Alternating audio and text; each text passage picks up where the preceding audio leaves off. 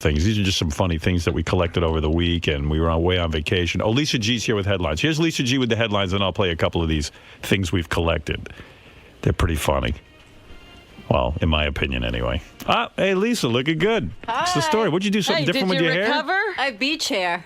Yeah, look at you. I was out at the beach. Lisa G, what do you got for us? Well, while you were on vacation, Ronnie the Limo Driver had his infamous block party. I have tape. I'll be playing that. Okay, Howard 100 News was there and had full coverage of the night's events.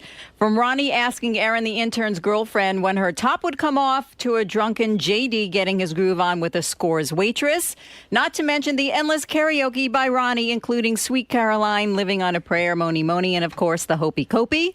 Scott the engineer even joined in the fun, singing his rendition of Hands Up from Club Med, the theme song. You know what I was thinking about this block party that Ronnie has? It's like, first of all, from what I can hear, like it's supposed to be the whole block gets together outside and they all chip in and they have a party. And my mind right away goes to, like, this party has become like Ronnie's, it's almost like a Scores party. He invites any hot chick he can get his hands on. And then, this is in a neighborhood he's doing this? Yeah, this is right out in the neighborhood. And it's like, I go, what about the guy who worked all week and just wants to go to bed during the weekend and chill? Or these housewives who don't need these nubile women parading through their neighborhood. Yeah, so Ronnie, and then like half the party, the tapes I've heard anyway, are like, Ronnie and the DJ trying to get girls' tops off and commenting on the women. There? And there's kids and there's cursing and, because they all get drunk. And it's about as uncouth as you could get, I think. Yeah. Hey, wait. I'll play you some of it here. I got a whole Ronnie's page. It's like they should be arrested. It just seems like a kind of party that should probably be going on at night in somebody's house. Well, that's what I'm saying. I mean, if you're going to do that in the middle of the block, you should be arrested. Ronnie's like so just uncouth. It's like, he goes, oh, we all love it. We love it. But then, he doesn't care. He's so drunk, he doesn't know what people love. He thinks people love it. Because he's loving it. Yeah. Let's see. Here's Ronnie. Oh, this is the wrong page. I knew it. Ronnie's Songs and Bits. It's Ronnie's block party. Here it is. Okay. So Ronnie, the big celebrity at the party was Ronnie hired one of the DJs that works here at Sirius. He was like a club DJ or something. Louis DeVito.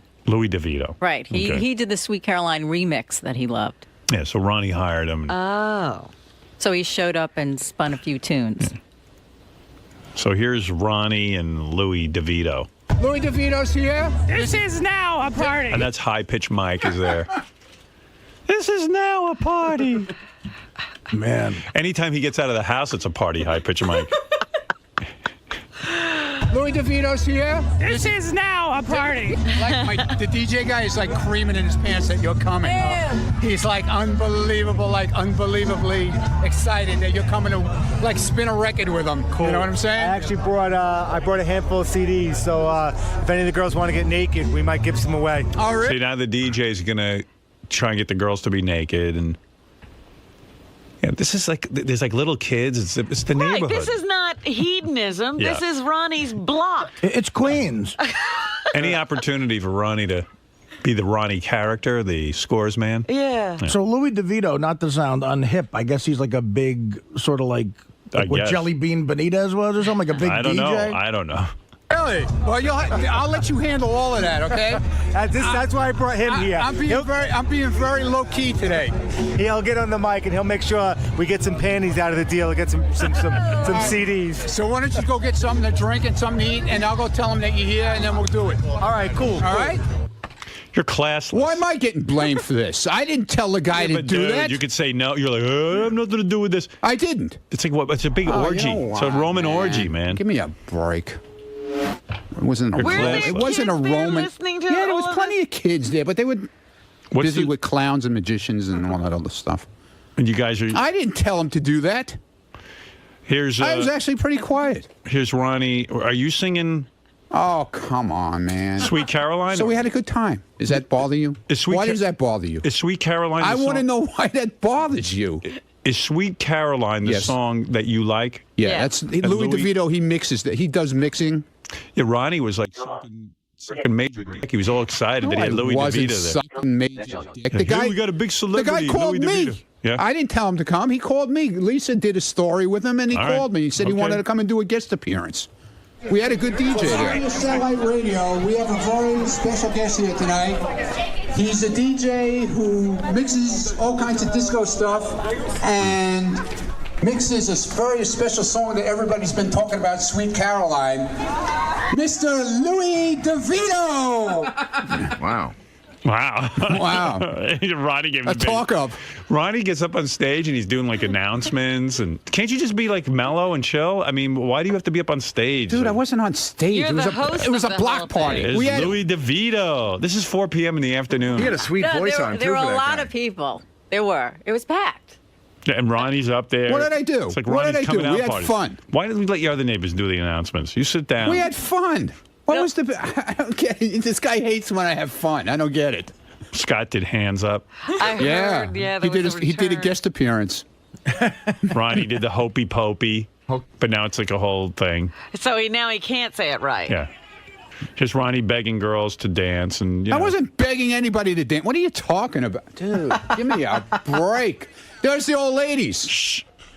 Let's get some girls! Hey, you hear that music in the background? That's my worst nightmare, that music. When, like, if I go to a hotel or something, you hear that, like, through the wall, you hear thump, thump, Right, thump. right. That's all night. Thump, thump, thump, thump, thump, While you're thump. trying to sleep. Dude, Yeah, you can't. right. We had Aaron, who's Scott's intern. He DJ'd the whole thing. Right. He was really good. He If you're not on Everybody had a good ecstasy, time. you're not enjoying that music. Everyone had a good time except for the guy trying to take a nap. Yeah. Hey, can I ask you a question? Because the big talk in the office is that Ronnie asked Aaron's girlfriend to show it. Oh, we were joking around. God, she was To wearing what? this low-cut top, and we just They joked say around. that Ronnie yelled out on the microphone for her to show her tits. The Yeah. DJ. No, I did not Front of the yell out, kids. show her tits. This is I what did. they're telling me, Yeah, Ronnie. okay, Gary. You weren't there.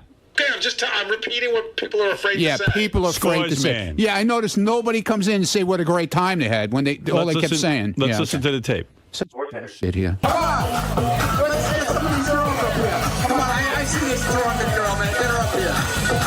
Come on.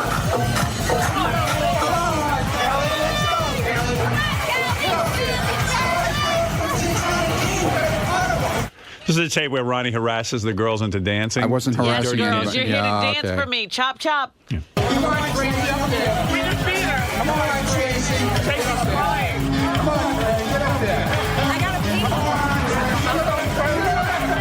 There's a light. Imagine, like, Ronnie's wives, they're all the wives.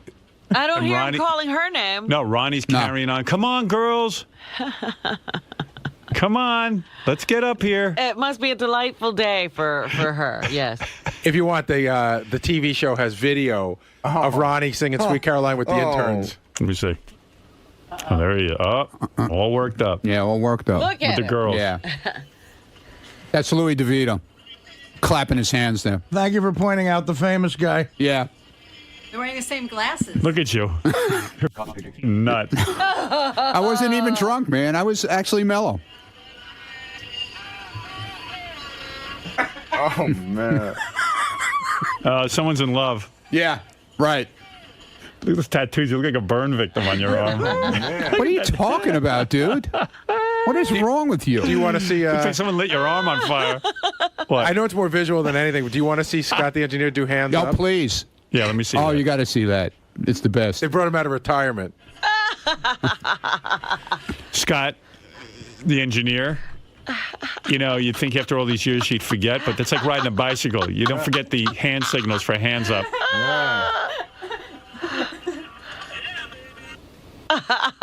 Scott looks sick lately to me. Like he's not. Yeah, doesn't he? He's not moving correctly. Like he's like. He's got a hernia. Oh yeah. Yeah. Is that That'll what it do it. is? Yeah, he's messed up. Oh, all right. His Hernia. balls are hanging. What's he lifting?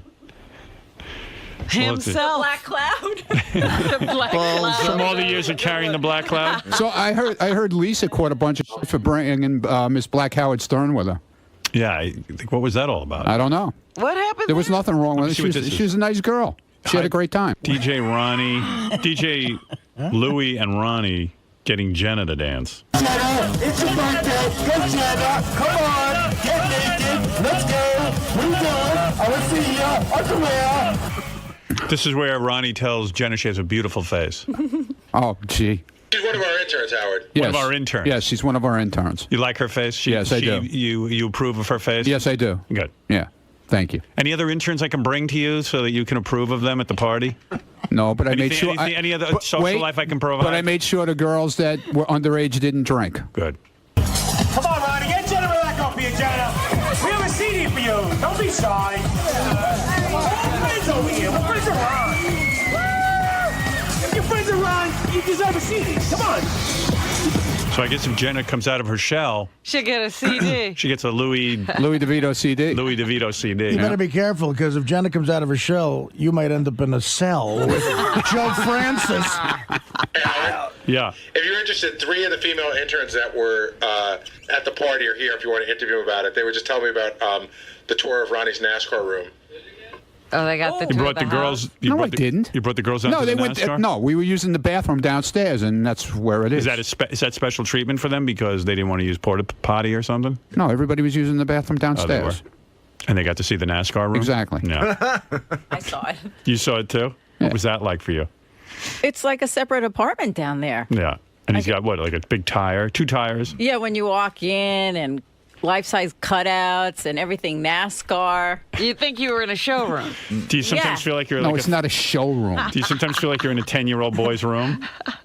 Worse. Yeah. You're in, in the body shop. Right, in the body shop. Even though you know it's a grown man, do you ever think he has the mentality of a 4-year-old?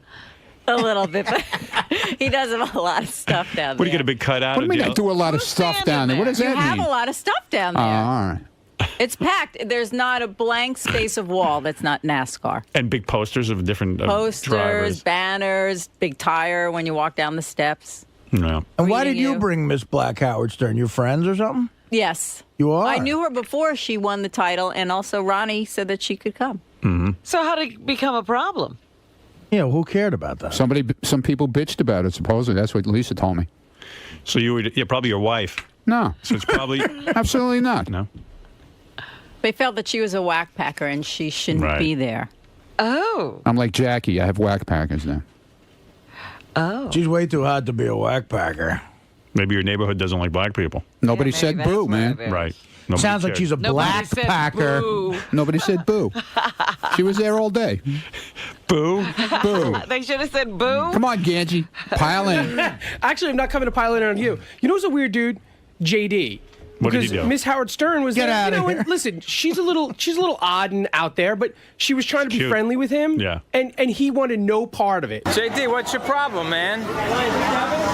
Why are you being mean to Charlie? I didn't know who I was until all of a sudden there's a camera in front of you. See, he's a big star. This guy's got an ego. You see this ego? See that ego? JD's got a chip on his shoulder, man. He treated her like Yeah. total People shit. yelling at her and If being you've been, angry at her. if you've been punched in the face 900 times, you're probably suspicious. You're Miss Black flinching. Howard Stern is like one of the fakest people I've ever seen in my life. I want nothing to do with her. So. Why?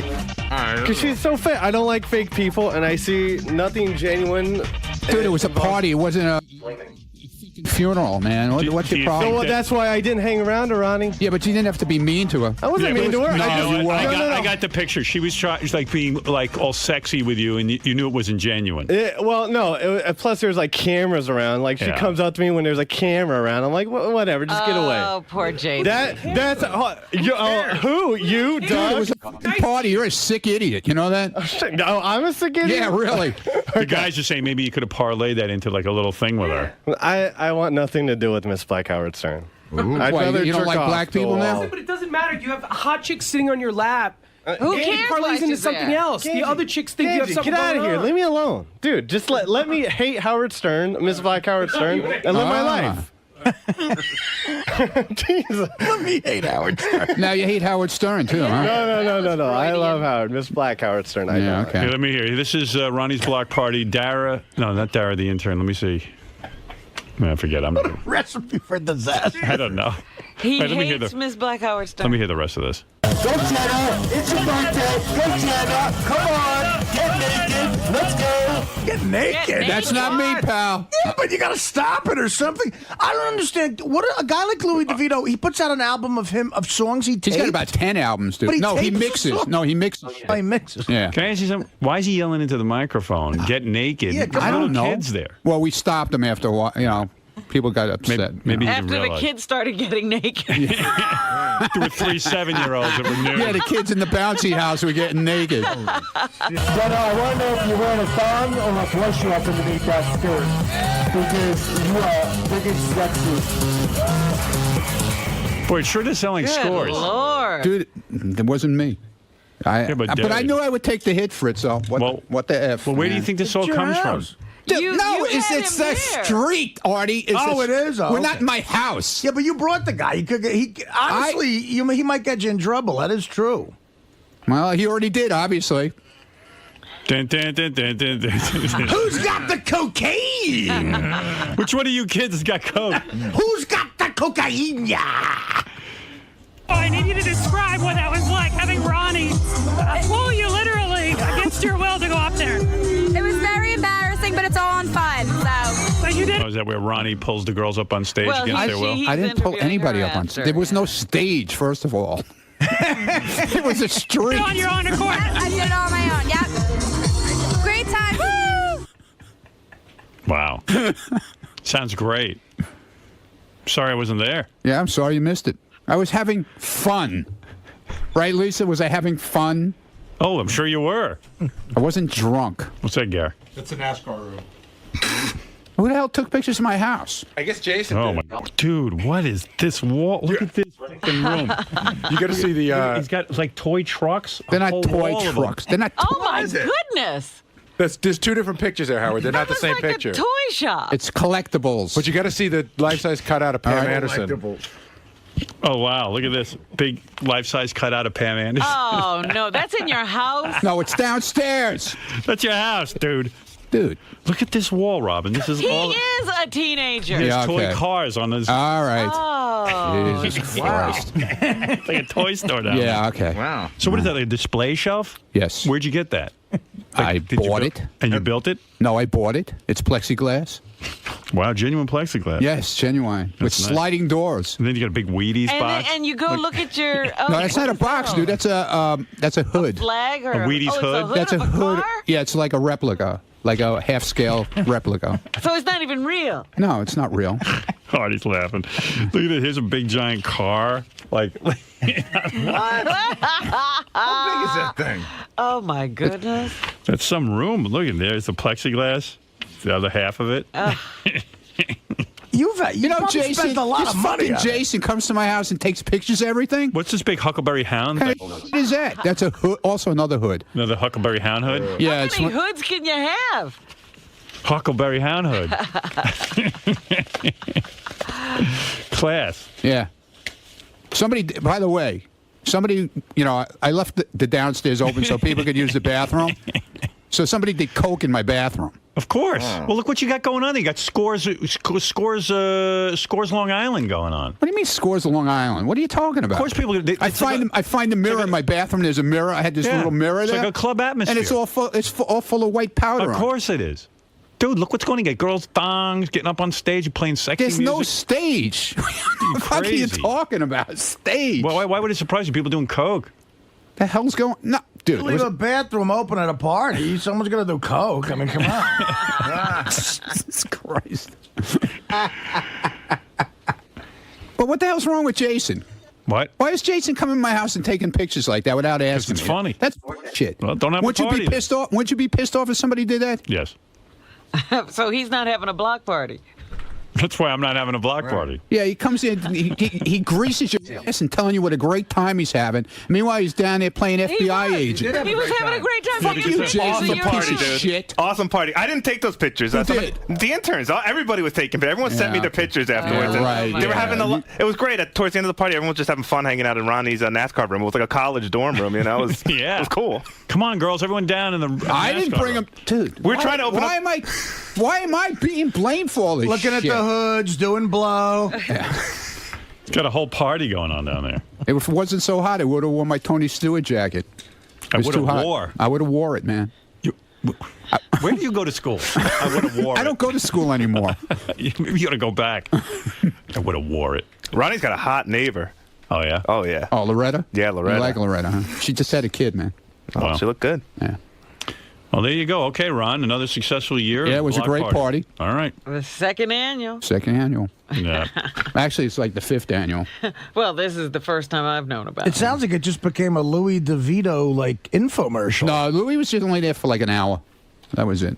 Well, it's great because that DJ was set up like halfway down the block from Ronnie's house. So when he's screaming for all those girls to come up, he's like on the mic yelling And halfway he's down the block, back to his house, like, Tracy, get up here, Get now, give me your Louis DeVito CD. What you have to do? I shook my over there because I danced and I got a free Louis DeVito CD. See how excited they were? And was Ronnie encouraging you? Ronnie was totally encouraging me. It was very good. Good times. Although if I wasn't drunk, I definitely wouldn't have done it. For alcohol. That's one of our interns. Is that Meredith? No, Dara. Dara? All right, good, man. Sounds like a lot of fun. Everybody had a good time, but nobody will come in and say they had a good time. They'll only knock it. That's it. Tim, you're on the air in Canton, Ohio. Hey, now. Hey, now. Hey, I was just going to say that every year Ronnie's parties seem to sound boringer and boringer, but when he brought the Coke in, then that kind of... Yeah, that the party up, huh? Lifted it a little bit for you. That helps every party. Actually, good move. Yeah. Well, I didn't bring Coke in, pal. I've been to funerals that were sounding more exciting than this party. Good, so go to a funeral. Nobody It asked seems you. that the party is mostly Ronnie drinking and then yelling into a microphone. Dude, I wasn't drunk, okay? Or I was yelling. fine. You yell a lot. Last year, I was wasted. This year, I was fine. All right. It was a good time. Ronnie got in a big fight with his son at the end of the night, though. Everyone saw you guys screaming in your driveway. I don't know what you were fighting about, though. Hey, Ronnie. We were? Yeah, you screamed. That's what people were telling me. You two were going at each other. I don't remember that, dude. Yeah. Dominic, go ahead. You're on the air. Isn't most of his neighbors Catholic or Protestant? What's that got to do with it? Well, some of these people may not want their kids to see this. See what, dude? Nobody was naked. But the Jew neighbors don't care? Dude, what No, but I'm serious. What is wrong with... What's his problem now? No, I don't have a problem. No, you do, obviously, man. But aren't there children around this? Yeah, Catholic children? Dude, nobody was naked. Catholics. What are you talking about? Aren't there Protestant children? High Pitch Mike says, what is it, High Pitch? Hey, I just wanted to... Everybody's crazy. Well, let me hear High Pitch Mike's point of view. Yes. Mike, you were there. Just from the tape I'm hearing, it sounds like the only one doing coke was Ronnie. What? But, no, I wanted to clarify. He did ask that girl to take her top off, but I walked up right as he was saying it to her, and it looked like Aaron... he didn't know whether to laugh or punch Ronnie. Oh, please, Mike. You know you're an ex-wipe also now. He never See, did. Yeah, they let you out of the fucking house now, and now you're starting shit. I'm trying Don't to start say- lying now. You never said show us your tits, so I was trying to clarify. I didn't say tits. I know that. I'm trying to say that for you. Yeah, but you're also knocking the shit out of my party now. Oh, come on. Go back. You're a douchebag, Mike. Go back to You can go back into your house and watch your box with your fucking TV in it you never took out. that NASCAR room. That you got your fucking see, transvestites, cunt, Good whatever Christians for. don't want you their asshole. Good Christians don't want people asking people to take their tops off. I'm wondering if Mike. Christians, obviously, but anyone with kids, did anyone ever take their top off? No. So who's dancing around in a thong? Nobody. They were trying to Nobody, man. Nobody was dancing in a thong. And we were joking around, Dominic. Now you sound like Howard. What the fuck is wrong with you? Hey, Mike, I heard you were really excited about the cotton candy at the party. Oh, yeah. Yeah, he was. He was eating cotton candy. He was so happy now he could Douchebag. throw him Were you by yourself? All right. Well, thank you. Yo, successful party this year. I think so. I think it was great. Everybody had a great time, but nobody fucking comes in. Exactly. No fucking came in. They're all saying, oh, don't worry, Monday morning, if you start breaking your balls, we're all going to come in and say what a great time we had. Everybody fucking who either called in or talked about it threw me under the fucking bus. Exactly, and that seems to happen every year. Yeah, I know. You know what? I don't care anymore. I had a good time. I know everybody had a good time. They want to be assholes, that's fine with me. It seems as though Howard can't grasp having a good time and what your block party's all about. I know that. I understand that. But hey, you know what? There's another guy, Brian Fallon. There's a perfect example. He said, don't worry, Monday morning, if anything goes down, I'll come in, I'll tell you what a great time I had. There's an ear. He didn't come in. He fucking sat there by his camera playing with himself. What? Oh, I had a great time at your party. Yeah, thanks. It was a lot of fun. Yeah. Yeah. Nice guy. Thanks for hooking me up with that blow, though. So, will you ever scale back your performances or your, your drinking at these parties because of Howard? I wasn't drunk, dude. Right, but I was Howard says fine. you're up there, you're yelling and you're carrying on. It's a party. Have fun. Why will he never see that angle of it? Because I guess maybe he doesn't know to have real fun like we do. And just let himself go. You know? Like the other night. You had fun. I had a great time. You were yelling. You were laughing. I think there's something wrong with that, obviously. You know? Hey. Not in my block, it's not. Right, you had a good time. We had a good time. All right, man. All right? We missed you, but who gives a shit? We're glad you weren't there. Oh, you don't mean that. Nah, man, you weren't there, you know? Next year. Yeah. I won't schedule my... Maybe I won't invite you next year. Well, I can only hope that you will. All right. Thanks, Later. man. Thanks, man. Later, man. Back to the hall. Hands up, man. Hands up. Hands up, yeah. Richard shot the funniest video. They were, I don't know where they were. I think they were in Kansas or something doing shows. You know, him and the Hack Pack. And who I don't know who goes and does these shows. I guess it's Levy, Richard, Sal. They bring Beetlejuice. Yeah, Beetlejuice is always in tow for some reason. And Richard just follows Beetlejuice around the whole weekend with a camera and doesn't interfere with Beetlejuice's life. And they're in the hotel. He sends this to me over the weekend. I'm watching it. They're in the hotel. Beetlejuice is in the hallway. He wants to get back into his room, except he's on the wrong floor. He has one of those, you know, there's no more keys, there's those cards.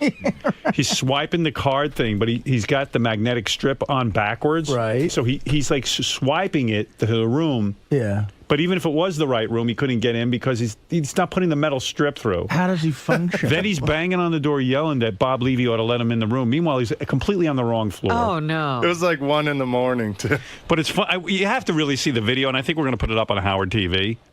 But you got to hear, just to hear, it's just funny to hear Beetlejuice freaking out and Richard laughing at him and not helping. He's like a documentarian. He's not going to get involved. Yeah, it was like watching a wild animal. I didn't interfere. But don't you get nervous that he's knocking on some stranger's doors? No, I figured he would do it if I wasn't there. I just want to leave him to live his life, and I won't bother him.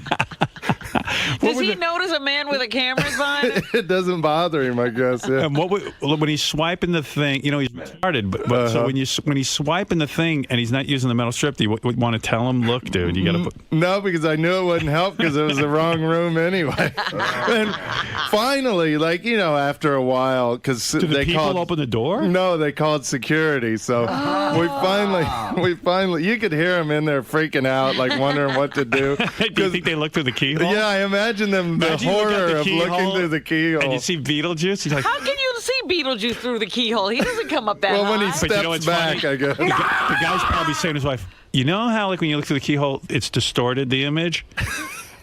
The image is so distorted, it makes this guy look like he's got a funny-shaped head. You got to come look at this. It shrinks him. Or maybe Beetlejuice looks normal in that. Beetlejuice doesn't come up to the keyhole. He sees nothing. And now he has no teeth, so it's even scarier. Maybe with the distorted thing, he looks like Denzel Washington. But and Richard's just staring there laughing. Motherfucker. What happened? They took my room, yo. Go check. Oh, this how you doing? You throw me out of my own room? Come on, dude. Don't fuck around with me. Nobody gonna take me out of my room. Nobody does.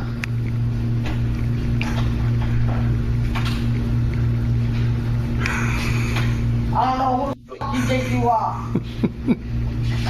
He's yelling at some guy in a room, a guy and his wife. I don't know who the fuck you think you are. Yeah, he thinks it's Bob Levy, right? He thinks Bob Levy's in his room messing with him, yeah. Clearly you're not at a Ritz-Carlton either. No.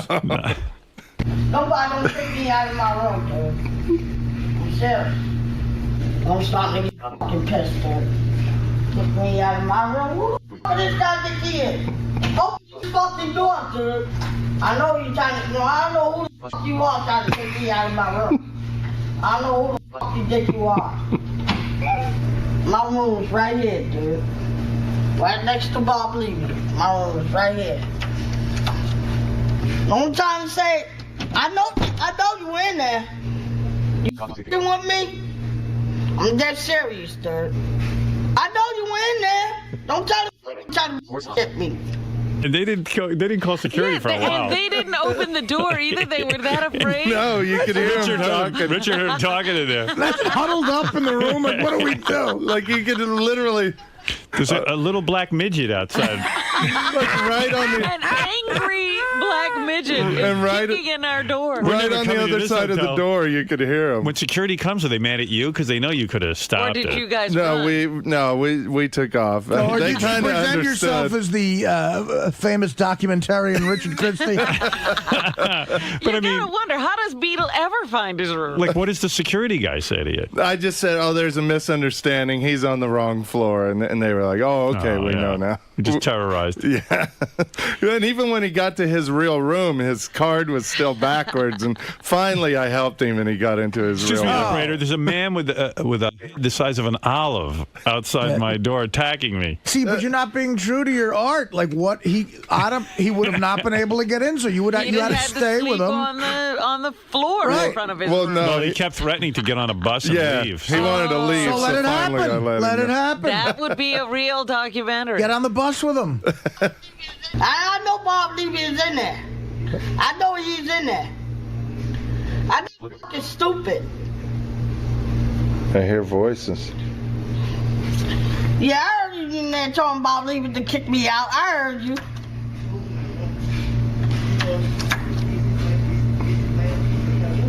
I know you were in there.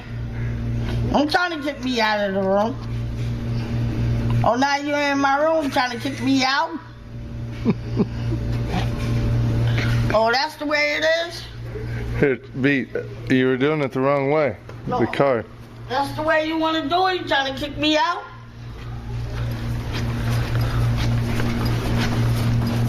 Oh, that's how Bob Levy is? Here, That's you how want, he is? you want to go to the front desk? No, I'm gonna fucking leave right now. I'm leaving right now. He can have the fucking keys back. I'm leaving. You had the key the wrong way, though. I'm leaving. I'm leaving. Try that. Let me. I'm gone. Let me I'm see gone. your I'm key. leaving. I'm taking the fucking bus home. Let me try the key. I'm taking the bus home. Where were you? Woonsocket, Rhode Island. So the bus could have taken Then him. they go down to the pool and they put Beetlejuice in the pool, you know, with a big American flag bathing suit. I went to Target with him to buy his bathing suit. That was an experience. He's got a big beach ball and he's jumping in that pool. The horrified look on the people's faces.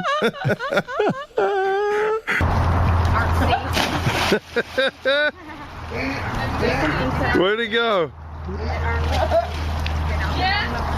His body is it gets funnier and funnier looking because his gut is so huge He's now. heavy now. Yeah. Yeah. He's let himself go. Do you put floaties on him? He can't swim. We gave him a beach ball to hold on to. Yeah, he jumps in the pool with a beach ball, but he doesn't let go of it. And the water's 4 foot deep and he still can't touch. And Yucko said it looked like a black lab swimming around in the pool. No. Oh my goodness. 2, 3. Good dive. Go for it. Belly buster. Right. Ready for this one? What? You ready? In 6 weeks, I had a 6 months. 6 months would fade away to nothing. You can only see under a black light. Oh wow. Oh, you think you could do that? And I just wanted to. You gonna do a cannonball? Where nobody would see it. So Yucko's with you too? Yeah. Who was there? You, Levy, Yucko? Shuley. Yeah, I saw Shuley in the pool. Mm-hmm. Yeah. Looks like a concentration camp victim going his way to a bath.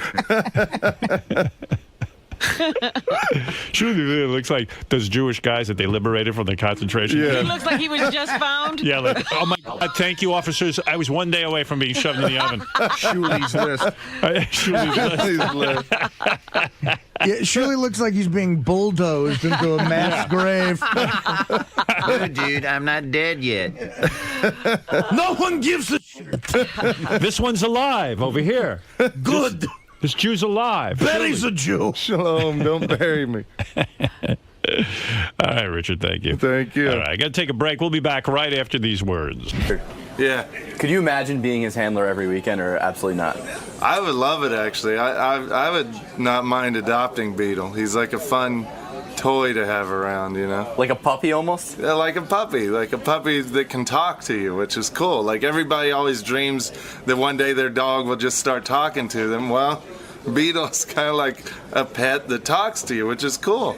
But on a typical weekend, Bob Levy is usually his handler, right? Yeah, Bob takes care of him a lot. But, you know, like if Beetle wants to go out to the pool or do something, I'll keep an eye on him. We all kind of take turns babysitting him because Bob gets kind of tired sometimes. If he has to take a nap, then I'll look over Beetle. Well, Bob's also mentioned a few times that he has accidents.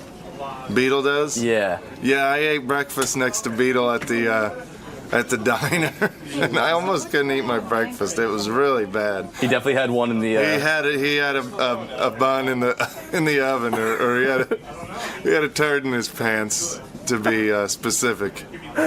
What's your stance on cleaning that up? Because I think other handlers have had to do that in the past. No, I'll deal with the stink before I try and clean the shit out of his pants. I figured it got washed away in the swimming pool anyway. So that's true. Let nature take its course. Nature and chlorine. Yep, nature and chlorine will kill anything. All right. Well, okay. Well, you're almost there to being a good puppy owner. Yeah, I am. I think like this is giving me practice if I ever buy a dog. You know, if my dog ever tries to break into somebody's hotel room, I'll know to film it. All right. Good work.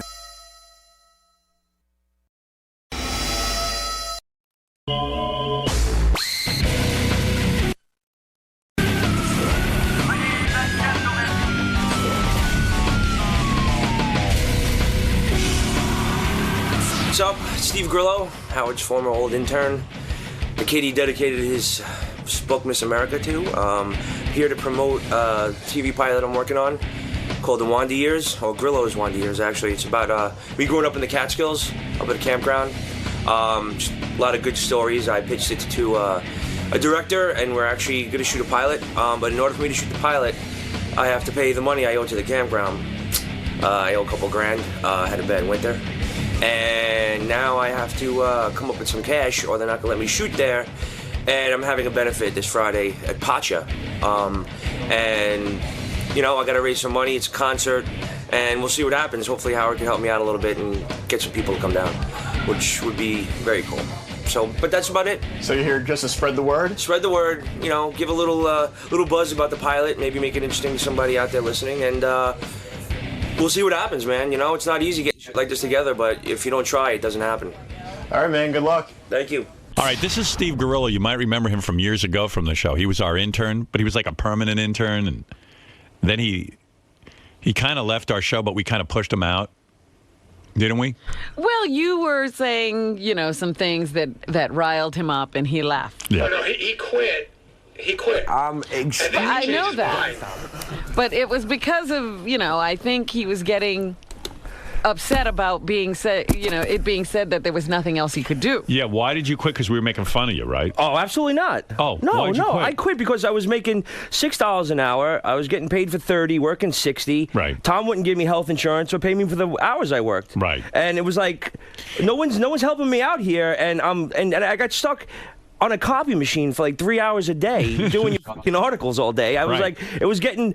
I said I might as well leave and not burn a bridge, because if I stay, I'm going to get angry and you're going to fire me and I'll never have to come back. Well, that was a smart move. And then you studied to be an electrician, and you were a month away from getting. No, not a month. That was 3.5 years. I was 3 years away from finishing, and I was like miserable. How many years did you put in? It's like a 6.5-year program. I put in like 3. 3 years of you were on your way to becoming an electrician. You would have had financial stability, but you had to leave. Fucking hated it. You hated it. What was your worst job you ever had that you fucking hated? This? Okay. And he's still doing it. Yeah, that's right. No, because it was it's like good. it was the most miserable experience of my life. All right, so you hated being an electrician. Yeah, and I just had that. It wasn't an issue. Was it too hard for you mentally? No, mentally, absolutely not. I didn't mind. I just didn't like. I was like a square peg in a round hole. I didn't fit in. What? Because you're a show business guy? Yeah, and, guys. then I get on. I've worked in a lot of different places and bars and stuff like that. See, my theory is the show ruined him. Like he saw like a little glimpse of show business, and then he decided he was going to be an actor. Right, and a writer. I did pretty good. I think. Grillo, really, you didn't. What are you talking about? I was working on The Sopranos. No, you weren't. Yes, I was. You were a stand-in. So I was still on the set with some of the best actors in the world. How old are you now? I'm 37. All right, I'm going to talk to you the way your father doesn't. Yeah. Okay? I'm going to step in. Thank you. I need this. Go right ahead. I think you kind of do. Yeah. Okay.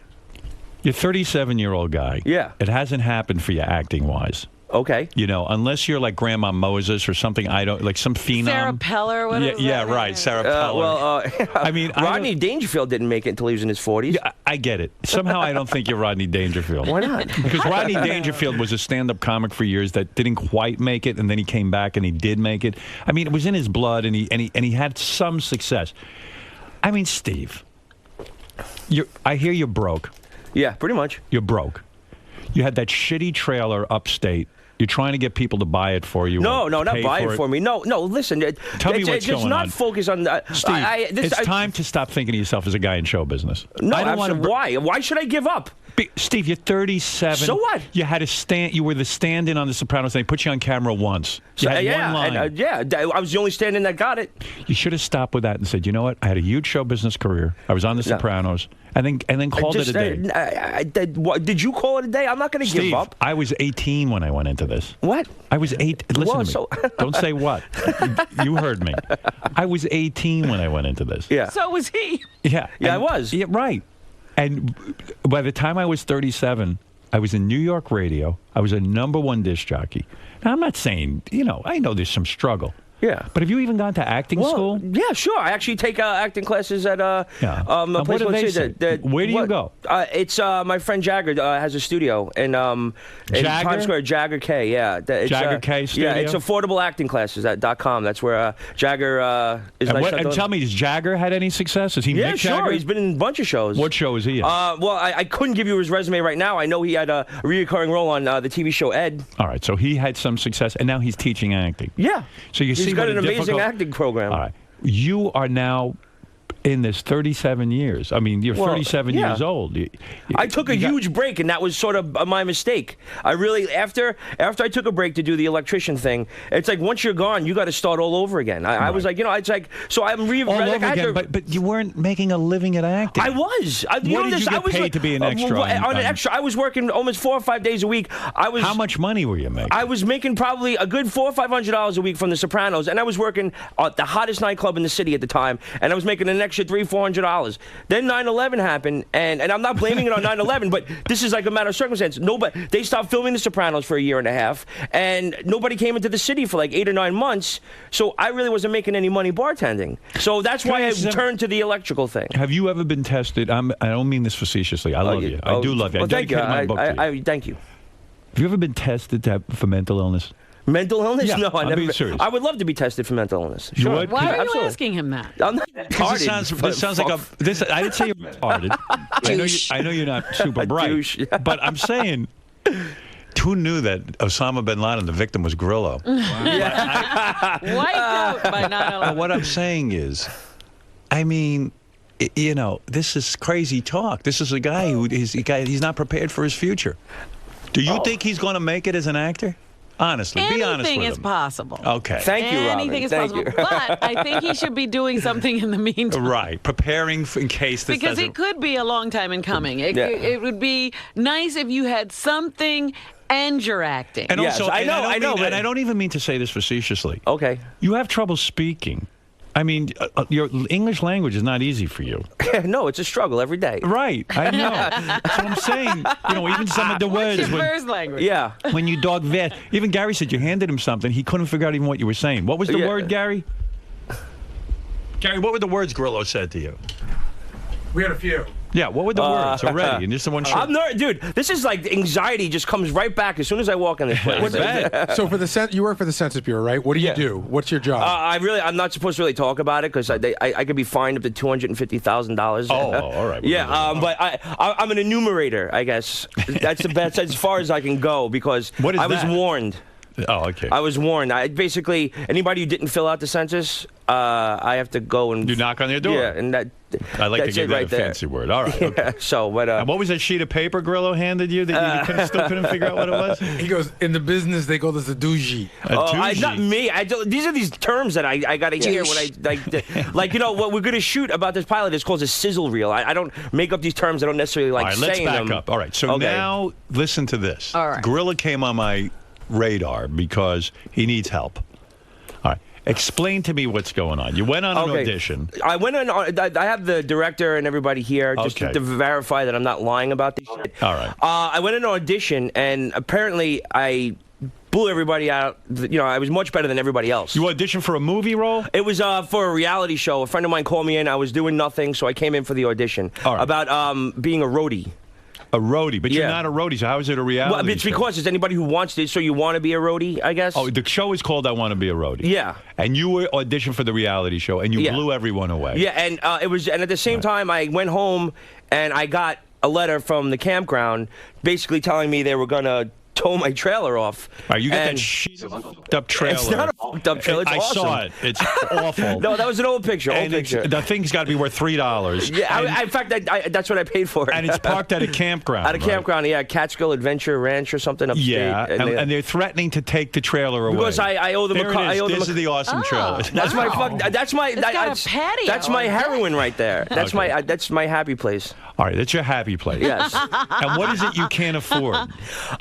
The site fee. Okay. I'm a little behind on the site fee and this year's site fee. What is the site fee? I owe a couple of grand from like the previous years because he was letting me pay off, and this year's site fee is almost $3,000. So And the reason you need this trailer is you blew everyone away at your audition, and the director said, "I'm making a reality show about you," and you said to him, "We need my trailer for the reality show." No, I said I didn't know what to do. It was like at the same time I got the phone call to come back. The director wants to talk to you.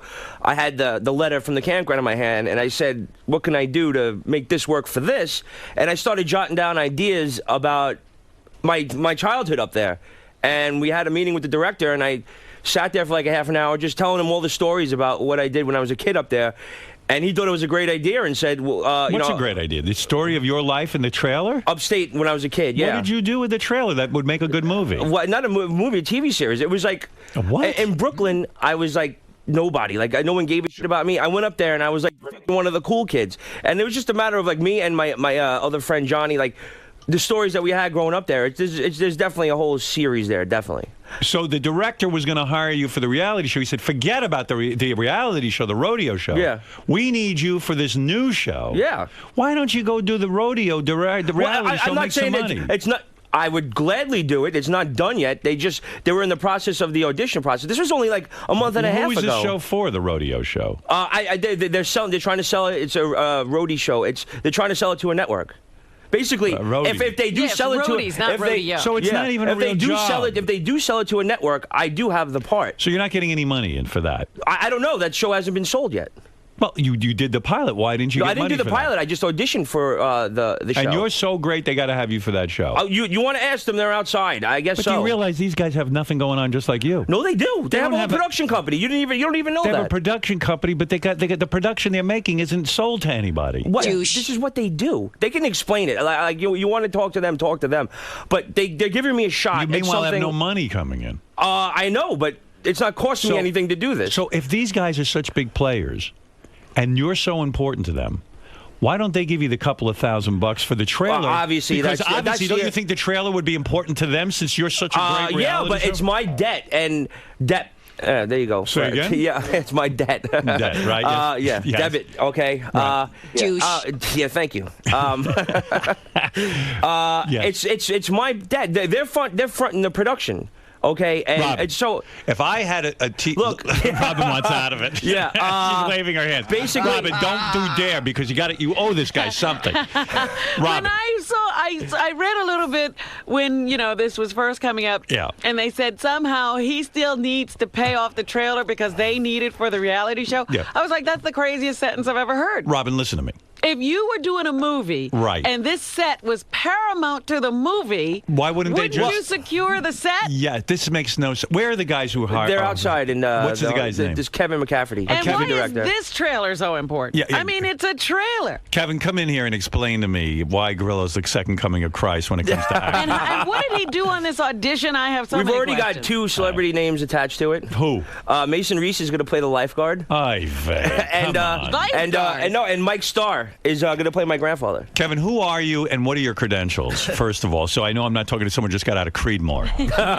Go ahead. The company's Kindle Creative. Kindle Creative. What shows have you produced that have been successful that I might have heard Well, we of? just finished our 8th... Get close to that microphone. I don't want to miss a word. We just finished our 8th season of Boardmasters.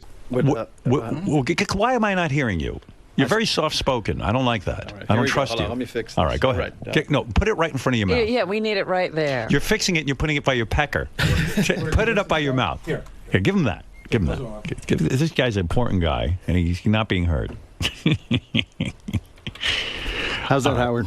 Much better. Okay. All right. Tell me what's going on here. You auditioned Grillo. Right. We had a show called Roadie, Get Crude, and it's a burnt Danish production. A burnt Danish production? Yeah. All right, listen, I never heard of burnt Danish. Why are we mentioning names that none of us know? A burnt Danish. What has he done? What he's done. Oh, wait, who are you? All right.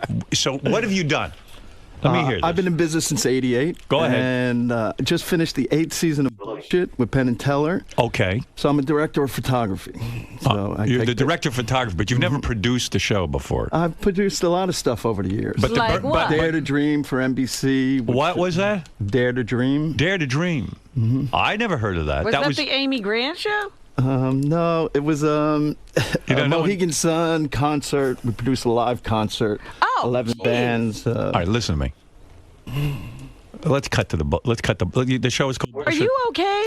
On Bullshit, on the show Bullshit, you're the photographer, right? Yes, correct. Okay, that's what I thought. Mm-hmm. The actual production company hasn't had a hit yet.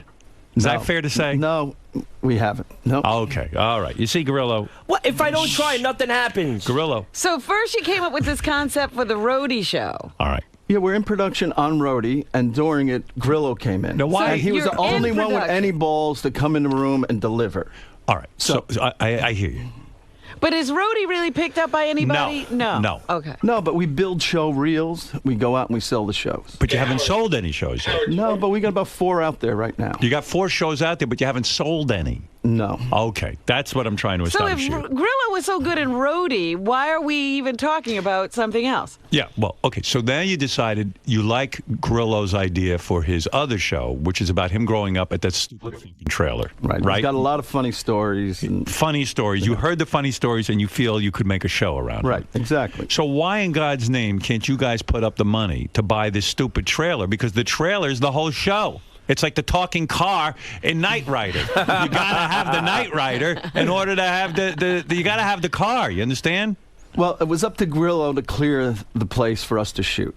Right. So we were already adding cameras, sound, and talent to the show. So he had his due diligence to do. Well, that was Grillo making a bad deal, because what he should have done was say, look, you need to pay me to use my trailer. So far, Grillo hasn't been paid a dime for anything. I know. I mean, but if they were doing this Help me, anywhere Howard. else, wouldn't they have to pay? How come on Roadie, if you're so good, you weren't paid for even this production? It was an reel? audition. Yeah, it was strictly an audition. An audition. An audition. Yeah, Neither nothing's one of them happened can yet. say the word. An audition. All right, listen. Douche. Listen, man, I got the whole story now. Okay, what is it? So I went on IMDb and I put in Kevin's name, and he's worked on a bunch of projects as a cameraman, but he's produced 2 things. Yeah. And I printed out a picture of one.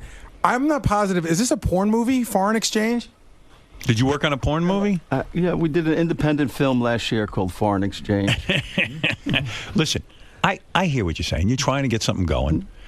But this kid, you see, you're feeding into his dreams. And I'm worried about him. I'm going to ask you to have mercy with him. I'm not sure he's not the same kind of dreamer. What do you want me to do? Cut him off? No, I don't want you to cut him off. But listen, you know, between you and me, the odds of the Grillo camping trailer show from his youth, very slim chance that you guys are going to be able to sell that. I would even say it's a slim chance Roadie's getting on the air. Listen to me. You got to talk. Hey, Howard, with your help, it could go a long way. All right. What are the premises of the other 3 shows you got out there? Some food stuff called Hot Heroes, a fireman cook-off show. Was Grillo not good for those? Not a fireman. If he was an electrician, but... All right, listen to me. You know as well as I do, if you were making a show about Grillo's trailer, the production company, the first thing they would do is say to Grillo, we got to secure the trailer. In other words, we're going to put up the money and buy this trailer. You guys don't have the money for that. Am I correct? No, we don't want to put up the $5,000 for the trailer. Right. But we came up with another way to do it. What's the other way? A benefit. So we got some bands that we know in town. Listen to me, Grillo. Do you feel good having a benefit so you can have your trailer? You know what? I've helped people so many. This production company doesn't have $5,000 to buy. Listen. Hear me out. Like, I want to get this done. I don't necessarily feel comfortable with a hat in my hand, but yes. This doesn't look good. It doesn't look good, but I'm not banging people out for a lot of money. It's only $10 at the door. I got 4 bands. I got food. I got shit I'm giving away. Oh, I see. And, so it's a night of entertainment. Yeah, it's a night of entertainment, and it's at Pacha, the hottest nightclub in the city. And all these bands are doing it for free. For free. Everybody, Gibson donated like a ton of equipment for the bands. Listen to me. You're a married guy, right? Yeah. You got a wife? Yeah. Who pays the rent? We pay the rent, half and half. She was like, after Ganji moved out, she moved in.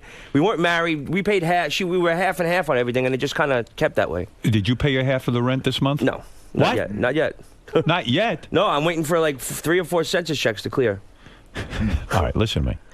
I'm worried about you. I'm worried about me, too. I told you I love you. Wow, thank you. I love you, too. This isn't working out. Well, wait a minute. This is a nice guy. It has to. What would you have If I don't try, nothing's going to happen, dude. What would you have I don't know. This is a panic situation. Rodeo show and the camping trailer. Roadie show, trailer show. The only show they got is foreign exchange with naked titties. Grillo's still going to be doing porn. Listen to me. You don't want to see me You got to naked. have a backup plan here, pal. You're 37 years old. You haven't paid the rent. I know, dude. I am trying, dude. I'm at a loss. I need a steady bartending gig. I'm clear on what. What happens with your bartending gigs? I work at a place called the Bowery Wine Company. They're really great people. they everybody's been there for a long time. I've got 2 nights a week. Why do you lose these bartending jobs? You don't know what it's like to work in a restaurant. You don't like that. What? What's that? No, I love working as a bartender, and I'm a very good bartender. I just. It's finding a place that you can have steady shifts is hard, and plus everybody, it's a real sexist now. Everybody wants big tits. They all want girls with big tits. It's tough for a guy. Maybe you should have a benefit for that. Yeah. Listen. So if you're in a business where it's tough for you as a man to get a job, it was never like this, but it is now. I'm going to take care of this. Let me handle this for you now. Go ahead. I'm going to save you right now. Please save me. All right. Jesus. Let me do it. What's your name again, producer? Kevin McCaffrey. Kevin McCaffrey. Okay. You're not asking what happened to the pizza job. I don't want to know. Thank you. Because were you his partners? You were right on that, by the way. You hit the nail on the head with that. I was being used. Oh yeah. Okay. I was being used. All right. Oh dear. Let me handle this for you. Yeah. Okay. To the guy, if you're listening now, the guy who used to hire him out as an electrician, can you hire him back? Listen to me. Please don't interrupt. I'm trying to help you. I'm not saying a word. Go right ahead. Please. Listen, he didn't know what he was doing. There isn't a guy out there who likes working. That's why they call it work. It's not fun. And aside from Joan Rivers, she's the only one who likes it. And she looks pretty tortured to me. If you've got that electrician position, he was out of his mind. He doesn't have any guidance. Nobody obviously talks to this kid. He's not even a kid anymore. He's 37. I know he's got 3 more years to go on the electrician. Can you please let him back in the program? I beg you. Whatever it is, the apprenticeship. Please. See, there's the apprentice. Yeah. You become All right. an electrician. If with any luck this guy's listening, who was your boss when you were? Well, it was a union job. Union job. Yeah. Please to the union. Yeah, no. He was out of it. No. Shh. No. No. If you're listening, please, dear God, if the union has any compassion, let him back in. I beg of you. I beg of you. Did he burn his bridge? Can I ask him a quick question, Steve? If you went back tomorrow, could you pick up at the 3 years you left off? No. That was something. Start all over? Yeah, I'd have to start all. No, they would. It's not like something that There's they would a let show me. we could sell. Retarded Apprentice. What do you think of that? Can I just please apprentice for something else other than the electrical industry? I need you to back it, Howard. Now, what is this? Steve told you the story of his life in the trailer when he was a little boy, and you feel there's a show there? Yeah, we do. A lot of funny characters in it. Johnny Style, a bunch of great. Do you ever doubt yourself that maybe you don't know what you're talking about? Because you haven't had a hit yet. You haven't even had a show that's been bought He's yet. been in the business long enough. He's been in the business like you've been in the business. No, he actually makes a living. No, he's a photographer. That's what he's good at. He's a DP and a director. DP and all right, but he hasn't had a show. You know what, Howard? Maybe this is it. Why haven't you ever gone to school for some of these behind the scenes? I don't know. I can't pay my rent. I'm going to go to pay school. No, but I mean, for years you've been sort of bumming around. Why not become like a DP or, one of these guys? Never mind that. Robin, let me tell you the truth here. What? Your He dad loves is show a hardworking man. Very hardworking man. Your- Still, your father's- 44 years in the post office. Your father's a mailman, and he works his ass off. Yeah, no Why doubt. can't you be a mailman? What is that? Why are you laughing at that? It's not me. What? It's Who not me. cares what you? It is you. That's what you are. Oh. You got to stop this nonsense. No, there are other hard-working jobs he could do. I could run a restaurant. I'm more apt to be... Run a Who's going to let you run a restaurant? Who's going to let me deliver mail? That's true, too. We got You're a in real trouble. problem Census here. I mean, this is crazy. Yeah, I know. Yeah, but this I had a really bad winter. But do you understand what you're saying? You got to No, understand how I crazy don't, this obviously. sounds. You don't. Obviously, I don't. Listen to me. Here, this character, this gentleman, is telling you he's going to make a TV show about your young life in the trailer. Yeah. And he's not willing to buy the trailer, pay the $5,000. He doesn't have money to do the show. They helped me. They pretty much put together the whole benefit, That would be like, remember the movie Spider-Man? Sure. If they said to Tobey Maguire, look, you're going to be Spider-Man, but you're going to have to buy your own Spider-Man costume. Yeah, we ran out of money for that. Yeah. We want you to be Spider-Man, but this is the problem. We can't get the money together for the Spider-Man costume. Yeah. Now, if I told you that story, you'd say, Tobey Maguire's crazy. Doesn't he realize that's nuts? Sure. Right. So what do you think is wrong with the picture? Wrong with the picture is? You're right. It sounds really shitty. You're 100% correct in the way it is, but it's going to go down like this, and that's the way it's happening. So, the benefits on Friday from 6 to 11. How much money, how could this TV show even, let's say they make the TV show of your life in the trailer. Yeah. How could it even look any good if they don't have the $5,000 to secure the trailer? Well, after this, once you sell it to a network, the network's in charge of the money. All right. But, I appreciate them for giving me a shot. Imagine Tobey Maguire said, listen, you got to buy a costume for this Spider-Man movie we're making. And by the way, do you have a trailer? We need to use it as the movie studio. I mean, what is this? I like this guy. I know. Listen, he's got a real job. He makes money. Yeah. See, this other thing is a side project. If it takes off, great. He's a millionaire. Yeah. Meanwhile, he's got a job. He's a legitimate guy in the business. And this is what we're saying to you. Yeah, I understand. Look, this thing's going to happen no matter what. It's going to be in the can by July. Okay, we're starting casting next week. It's going to go down. Casting? Maybe, yeah. Well, it's got to be an 11-year-old Steve and a 17-year-old Steve. Oh, boy. So we're going to, it's going to go down. Where do you go, Ronnie? So I know he tried to be an electrician. Yeah. And he should have stayed at it. I understand that, but it just wasn't going to happen. My son Brian had offered to give him side work when he was doing it. No, he didn't. Please, he spoke to you a few times on the phone. Come on. I never remember Brian offering me side work. Your son is a successful electrician. All right, so the company he works for, Guns Are Electric, is offering him to come down there and interview for an apprenticeship if he'd like. To give him a job. I got to go forward. I can't go back. But thank you very much. Listen to this guy. What is wrong with him? That would. I don't want to be an electrician. I don't want to be an electrician. You can make money. You can actually really make money, man. I'll find a way to make money. I don't want him in your house? Be an electrician on the set of a movie. I don't. It's not what I want to do. Well, how can I get what that? Are you gonna do? You're not doing anything. I'll take care of myself. I'll get a bartending job if it kills me. I don't care. I've come this far. I'm not going to go backwards. Come this far? Yeah, I know it's not that far, but where are you, man? Yeah. Where am I? I don't know. I'm a lost soul. All right, listen, Grillo. We tried. Tell them I appreciate it, but I left there for a reason. I'll go postal. What was the reason? I don't like doing that. I don't. Then why did you even start doing it? If you because don't like doing I figured I'd give it a shot. I got an idea. Remember earlier today when we were talking about people who can't be employed? Yes. Grillo. He's his self-made man. Yeah. No, I can be employed. What if we have a benefit every month? Then you'd make a living. Oh, there you go. But I wouldn't do that. Here we go. There's going to be a big benefit for Steve Grillo's trailer so that these guys can make a show about his life. Check out Steve's Save the Trailer benefit.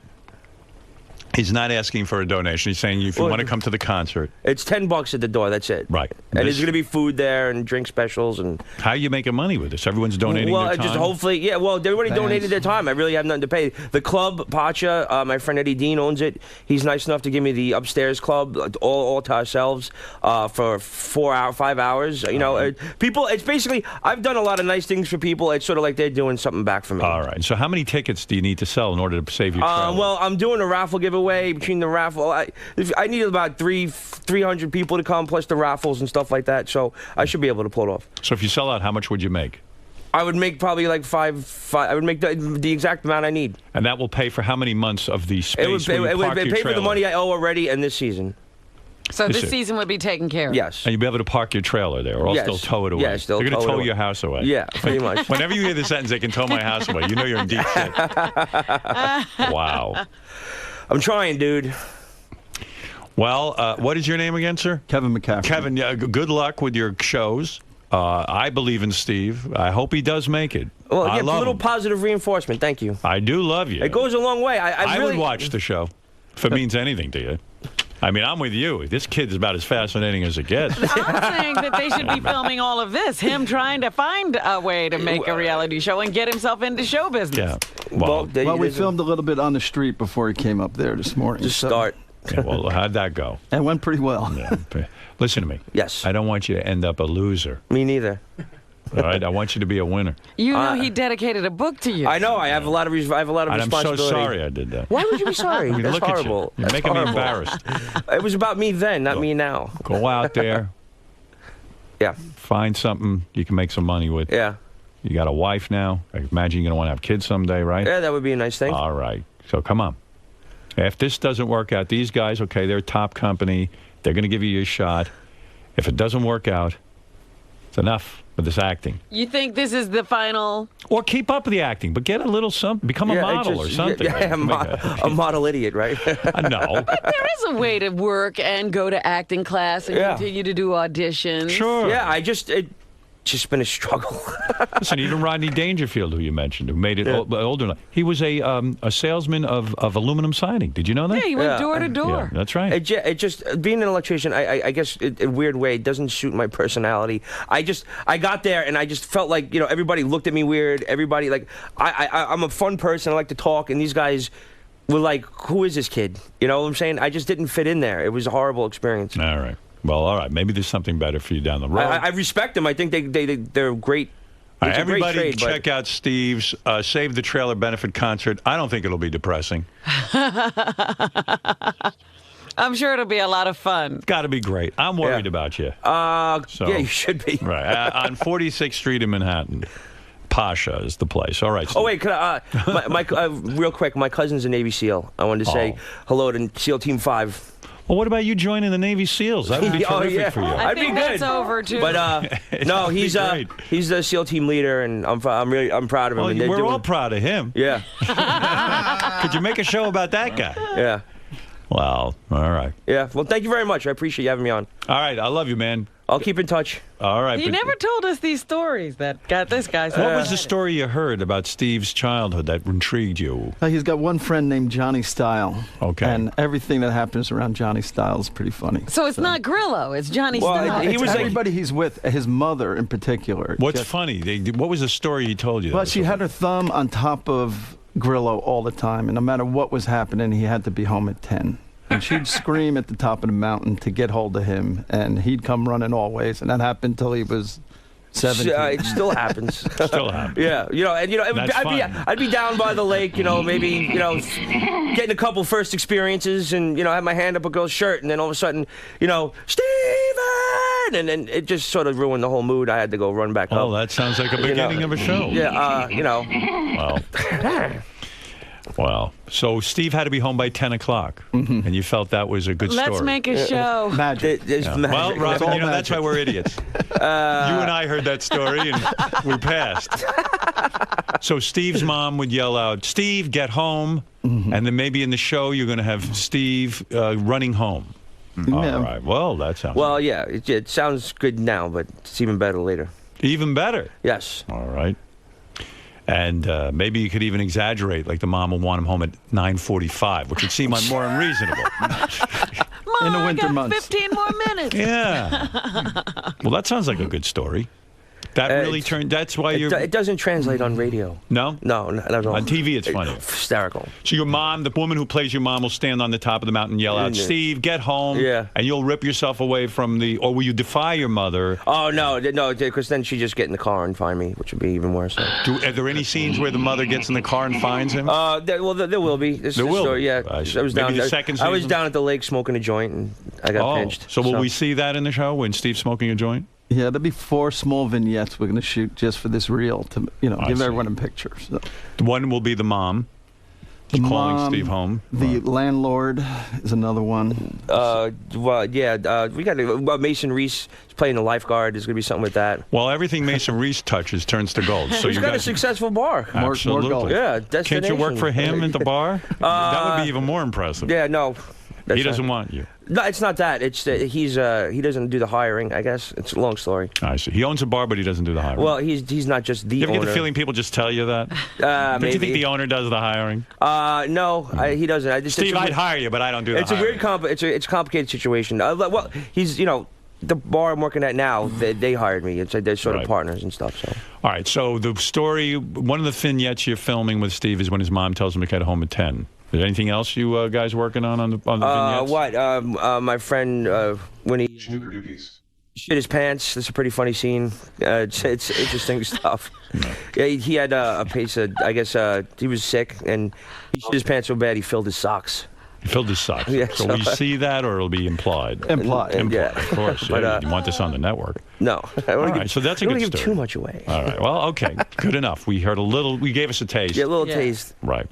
Well, it seems imperative that we hold on to this trailer with all these great stories, Robin, so the benefit. There was no other trailer. No other trailer, and the production company doesn't have $5,000 to buy the trailer, so this is a good idea. I support this. Thank you. And I wish you the best. I do, guys. I hope it takes off. I can't wait to watch the show. I will, for one, watch it on TV. Cool. What network are you going to allow to see it first? Where are you going to pitch it? Tell us. TNT. TNT? Yeah. You're not going to go FX. FX? Not going to go to any of the big This is three? where you see it spike. Could be ABC. Yeah. Where? ABC. ABC, you think? If we can keep it clean enough. ABC Family. Yeah. ABC Family. Yeah. Me at 11 years old rolling a joint. That'd be great. And if anyone here is looking to fill out the 2010 census form, Steve will be out there looking and canvassing. That sounds like a show. Yeah. Excuse me, could you please fill out your form? Can I come in for a minute? I missed that. Caucasian? There it is, Fred. You've been quiet. What's up? Are you Caucasian? Are you Hispanic? Oh, I love Fred. Right. Are you African American? Or are you other? Did you fill out your thousand and then dances? Did you reside in your residence from April 10th to this year? Fred, you memorized the whole form. Of course I did. I'm an enumerator. I can't say anything else or they'll have me Hold in jail. right there. I have my Benzel. Do you carry a pencil? I carry a pencil and a clipboard. And like a ID badge and stuff like that. This is my ID badge. And then I'm going to go like out. Steve McGarrett of Hawaii Five-0. After I fill out my Denz's form, I go and film my DV show. Yeah. In fact, when I get out of here, I'm going to be knocking on doors. Well, actually, it sounds like a lot of. I read about the life of Al Pacino or Dustin Hoffman. A lot of them had a job, a regular job, and that's how they got into the business. So, all right. My money's on you. Well, thank you. Not really. I know that. No, seriously, I'm pulling for you. All right, cool. Guys, I hope the best. If any networks are listening, what is the name? You're going to Kindle Creative. Kindle Creative will be contacting you immediately. Please take a meeting with them. All right, guys. Yeah. Thank you very much. Steve. Whew. That was a rough one, man. Yeah, well, I know what? It could have gone a lot worse. It wasn't that bad. Did you expect Howard to react like that? Yeah, of course I did. I would expect nothing less. Does it bum you out a little bit? No, it doesn't bum me out. It just I don't understand why no one understands that. I just don't want to be an electrician. I don't think it's a bad job. It's not something I ever want to do again. So I know what things in life I want, and I know what things I don't want, and I don't want to be an electrician. You're definitely not going to take Ronnie sign up on that I feel offer? bad. No, I really appreciate the offer and stuff, but I'm not going to pick up my tools again and stuff like that. You know what I'm saying? It's not where I want to be. I'd rather be working at a bar. So you have a dream, and you're gonna. You can't really stop, right? You got to keep going forward. So, Yes. But that's what's up, man. And but Howard's saying, you're 37, might be time to. I know. I think about it too. It's not like it doesn't go through my head. Is there a cutoff point for you? It's not a cutoff. I just do what I'm sort of like things are meant to happen, and they'll happen when it is supposed to happen. And hopefully now's the time. All right, man. Well, good luck with everything, and hopefully you get your trailer back. All right, man. We'll see you. Cool. Thanks.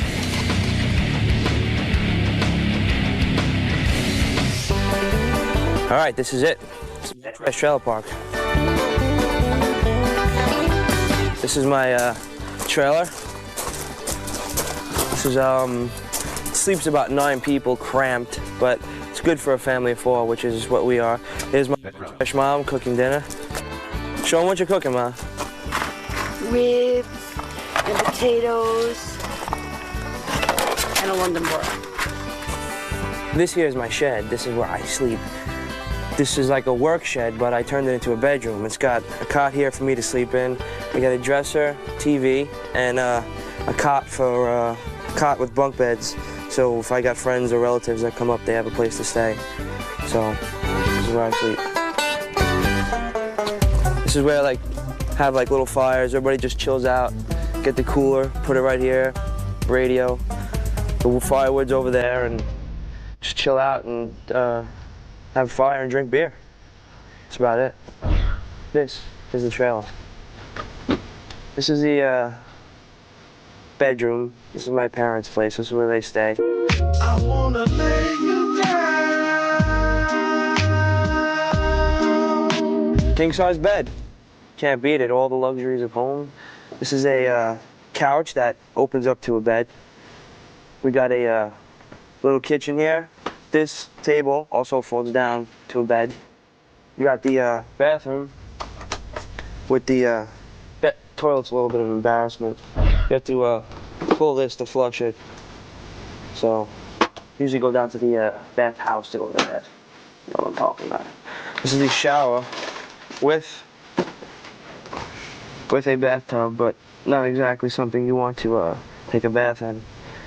And then we come back here to 3 more bunk beds. This folds down. This is a bunk bed. Bunk bed, bunk bed. You got closets, drawers, another closet. This is about it. Someone could actually live here theoretically, but it's a nice place to stay on the weekend or for a week, but to live here is ridiculous. So there you have it. Trailer park. Trailer. My trash.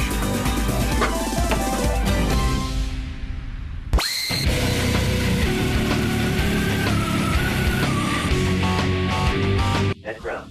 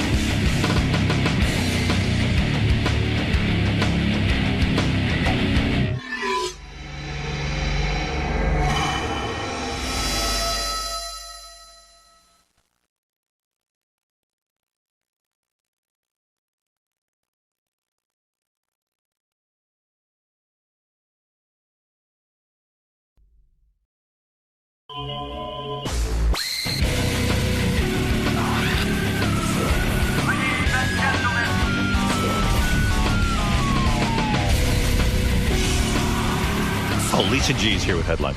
Come on in. There she is. Look at her. All excited to do her report. Were you at Robin's thing last night? No, she was not. Oh. Steve was there. Steve covered it. All right. Yes. So what do you have for us, Lisa G? Howard 100 News, Howard Stern breaking a huge exclusive this morning. We are pleased to announce that Gary Delabate has signed a book deal with Random House to write his life story. Wow. Yeah. I knew about that. Gary came to me for my blessing. The book is set to be called They Call Me Baba Booey. and will hit stores nationwide in November. Catchy title. Yeah, I like it. Congratulations, I think I'm Gary. allergic to that book. Thank you. It's making you So sneeze. Gary came to me and said, boy, I'm thinking of writing a book. Do I have your blessing? And I said, well, It's what's... like The Godfather. Yeah, I said, well, what? Yeah, I felt very powerful. I said, yeah, well, what's this book about? He goes, well, you know, I've been thinking about writing it for a long time. And what I'm thinking of doing is writing about my relationship with my mother. And I went, well, you know what, Gary? That's a book I will read because I know all the stories. Well, and I am one of these guys who believes Gary. I have a whole theory on Gary's life and all that. I've talked to him about it many times. What's your theory now? Well, I think Gary had a strange upbringing within his relationship with his mom, and his father sat him down and said to him, can I say this? Yeah. I don't want to say something out of school. You can say this. But his father sat him down and said, listen, your mom's got some problems, and I want you to be aware of it. And I think that set Gary's reality straight. Otherwise, because most dads wouldn't do that. You left out the most important sentence. Your mom's got some problems. There's nothing wrong with you. Right. That's the key. That's huge. Was huge. It was huge. I didn't recognize that till Howard said that to me. I said that's huge because I know often I've thought about there were times in my life my dad should have stepped in, and he didn't. And for whatever reason, you know, my dad's not all that connected to emotional stuff. And so when I heard Gary's story about what his life was like with his mother, I thought it was a very moving story and also a miracle that he's as together as he is. He's a very good family man. He's very good with his kids. I've told you, I think Gary's the best father I've ever met. And I said, you know, my theory with this is that your father sat you down at a young age and said, you know, you're seeing a lot of strange things, and this is what's going on with your mom, and there's nothing wrong with you. And I think that basically says to a kid, okay, it's not me. It's not me. Everything's cool. So I thought your father was very wise in doing that. Yeah, no, and again, you told that to me, I don't know, 5, 6, 7 years ago, and I didn't recognize that till you said that to me. Yeah. But I mean, one of the themes of the book is going to be, and my shrink told this to me years ago. We were discussing a lot of stuff about my mother, and he had a great line. He said, so I guess, you know, every day when you turned the doorknob, you didn't know whether you were going to be kicked in the teeth emotionally or hugged. And I said, that's everything right. with you is teeth, right? Right. Yeah, right. And he goes, and I said, the psychiatrist really said that. And I said, that's Did right. the psychiatrist say you get kicked in the teeth? Maybe it's a kicked in the mouth. Maybe, yeah. I said teeth. I know I'm focused on your mouth and your teeth and your lips and your gums. Anyway, he said, you know, you never know if you're going to get kicked in the teeth emotionally or hugged. Yes. And I said, that's right. And he goes, does that sound like anything that's familiar to you? Right. Which is sort of opening the door to the studio every day. Yes, yes. Well, I remind you of your mother. He looks like your mother. Well, that's right. So I would say that the theme might be that my mother prepared me very well for this job. There you go.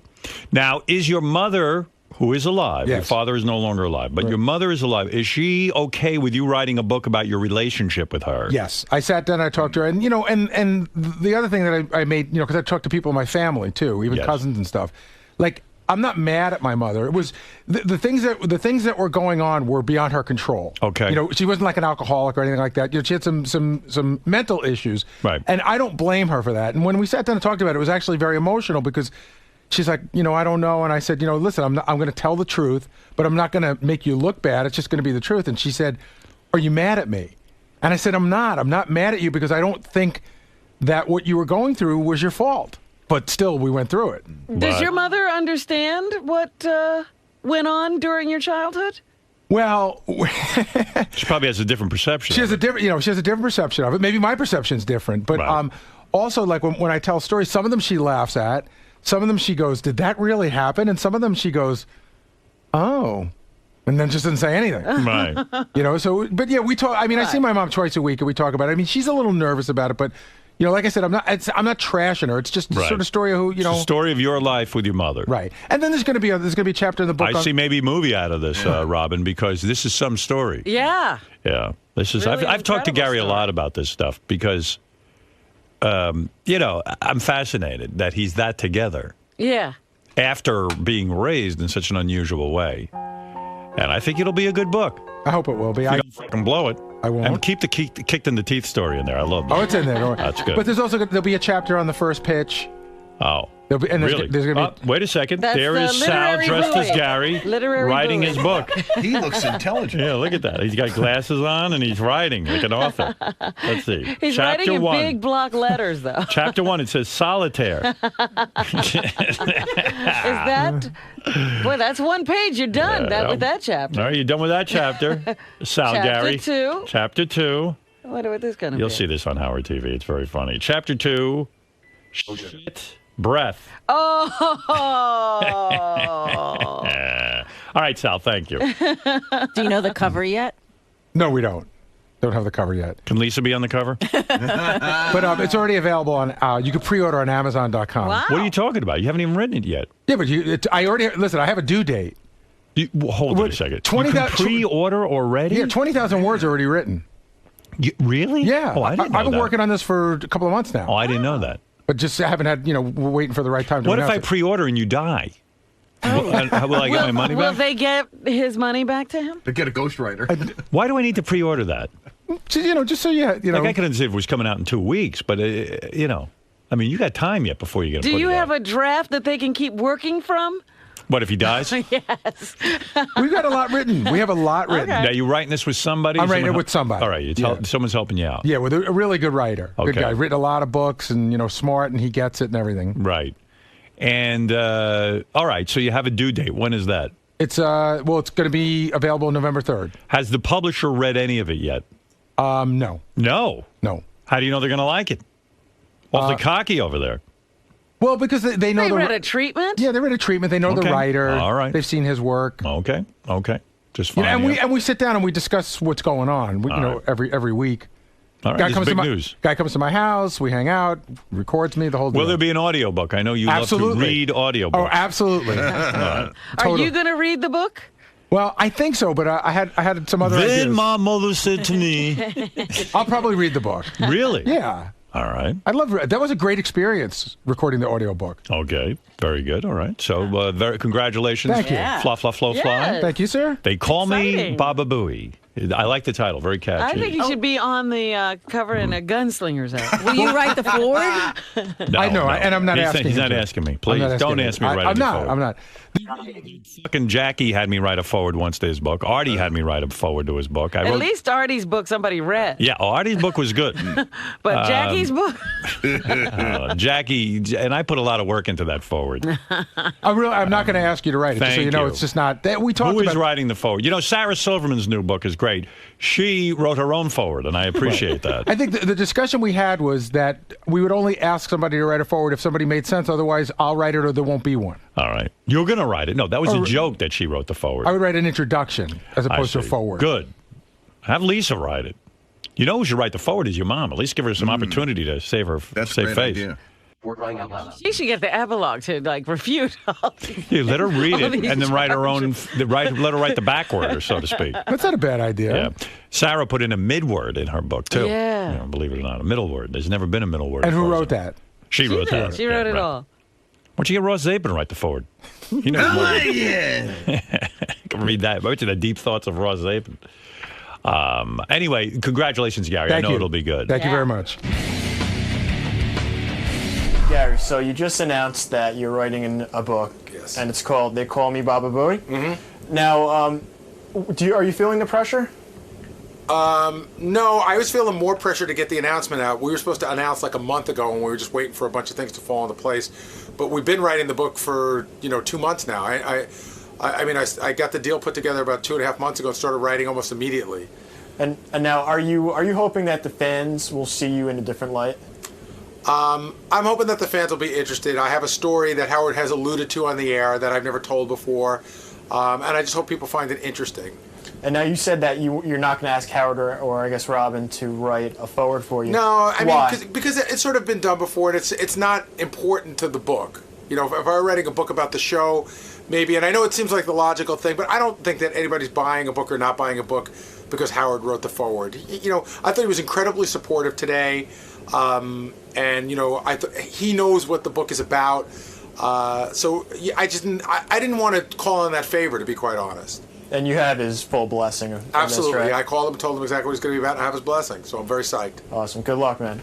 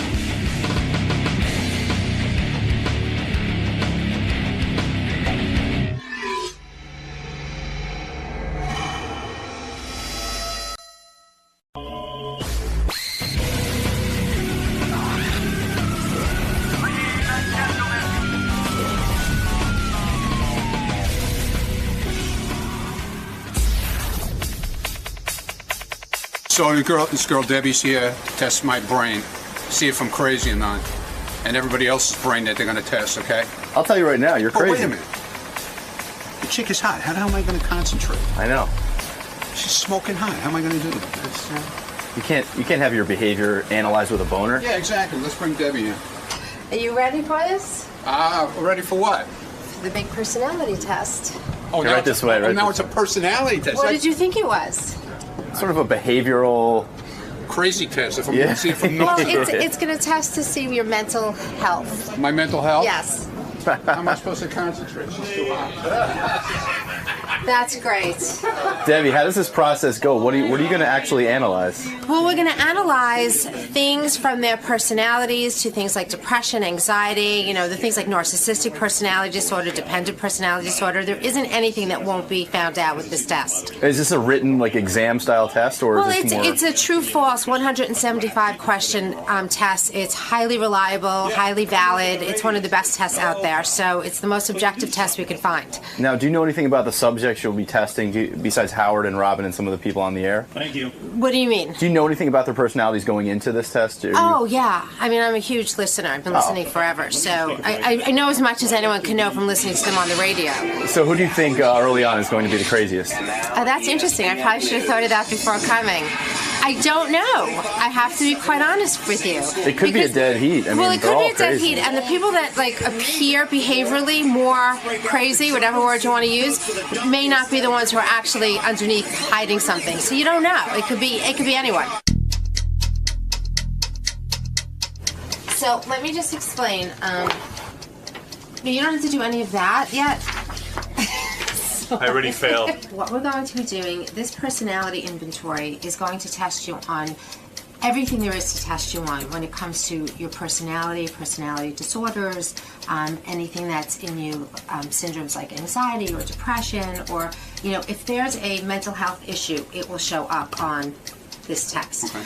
And the reality is we all are something, right. On the continuum. We'll all have a little narcissism. We'll all have a little. It just depends where you fall on the continuum. So you don't want to try to make up for one thing, because then you'll end up on a scale somewhere else. And so you want to, and also there's inconsistency scales in the test, so you might render it not usable if you don't try to answer as honestly as possible. Apparently, there's no way to cheat this test. I actually sent somebody an email saying, "Do you know anything about these tests?" And he replied, it's like, you know what? Answer is as much as anybody to do so. Answer as honestly as you can. He said, because you know something, they will find out where you're trying to deceive them. Yeah, he's right. There's these inconsistency scales throughout the test. If you're crazy, you may as well just come out and say yeah. Crazy. So, Dr. Debbie. Yes. Is there a personality disorder associated with wearing sunglasses indoors, tinted? There is none that is diagnosable at the moment, but we'll give it some thought.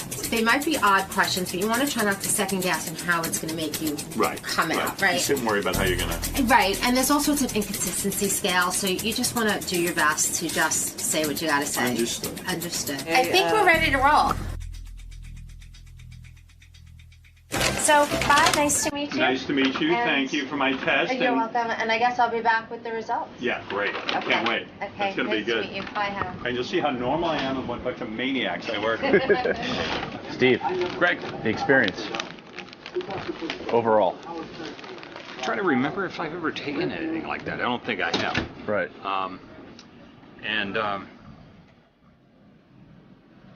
Well, who knows? I mean, I'm not a psychologist, so I don't know anything about the test. I just took it.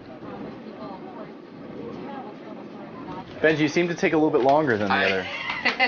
My nature for these kind of questions, it's like there's so many different ways to weigh them.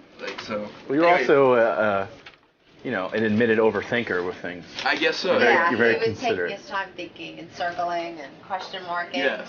Analyzing me. Yes. Right? Well, it was fun. Is this a hat you wear all the time? Is this the hat, or is it many different hats? Well, this one started about a year ago, then Howard complained about it, so I stopped. I like it a lot. So it just started again this season about a week ago. Interesting. Nice to meet you. I like it. I think like it's a fun it. hat. It's very nice. Well, why is it interesting? Everything's interesting. Don't you find people interesting? Listen, you found it interesting looking at me during the test. Yes. What did you notice about the test? Did you? A lot of wacky questions. Well, you're a wacky guy, so yeah, I'm sure. well, hopefully I answered the wacky questions right, but I don't know. We'll see. Why did you find it to be wacky? What just things you've never thought about your personality and? No, it's just like they try to keep bringing back the same kind of topics about different things, you know. Well, it's looking for consistency. Yeah, exactly. Do you think this test will uncover anything that we don't already know about you? Well, I don't think I'm crazy, but a lot of people do think I'm crazy, so we'll find out, won't we?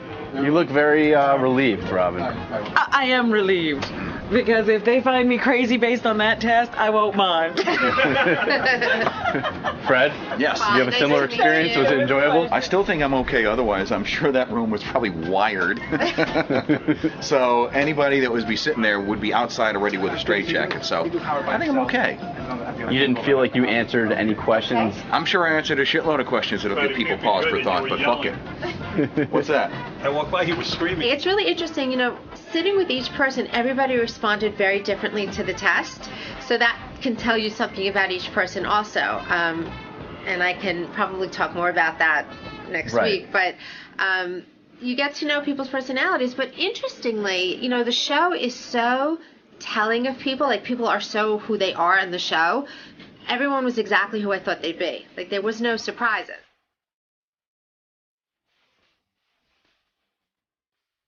I fully expect the psychiatric exam to go badly for me today. Oh, my God. It woke me up a couple of times last night. I was like, well, today's my last day of being considered even sort of sane. We're doing that around 7 o'clock, so we got to get some betting going, too. Yeah, I don't have that far to fall because nobody considers me sane. So. Do you think the person that's actually crazy will seek treatment? You know, I don't. That's the problem. Well, if it's me, I will. You will. Because I think I'm fine. I would be shaken to find out I had all these problems that I'm not aware of, and I would go seek help. You know what? I admire you for saying that, because I do think you're going to test very poorly. And no offense. Thank you very much. Listen, for it is your who you are. support. It's who you are. And you can't help it. Why do you I love hate you. me? I don't hate you. I love you. I want you to get help.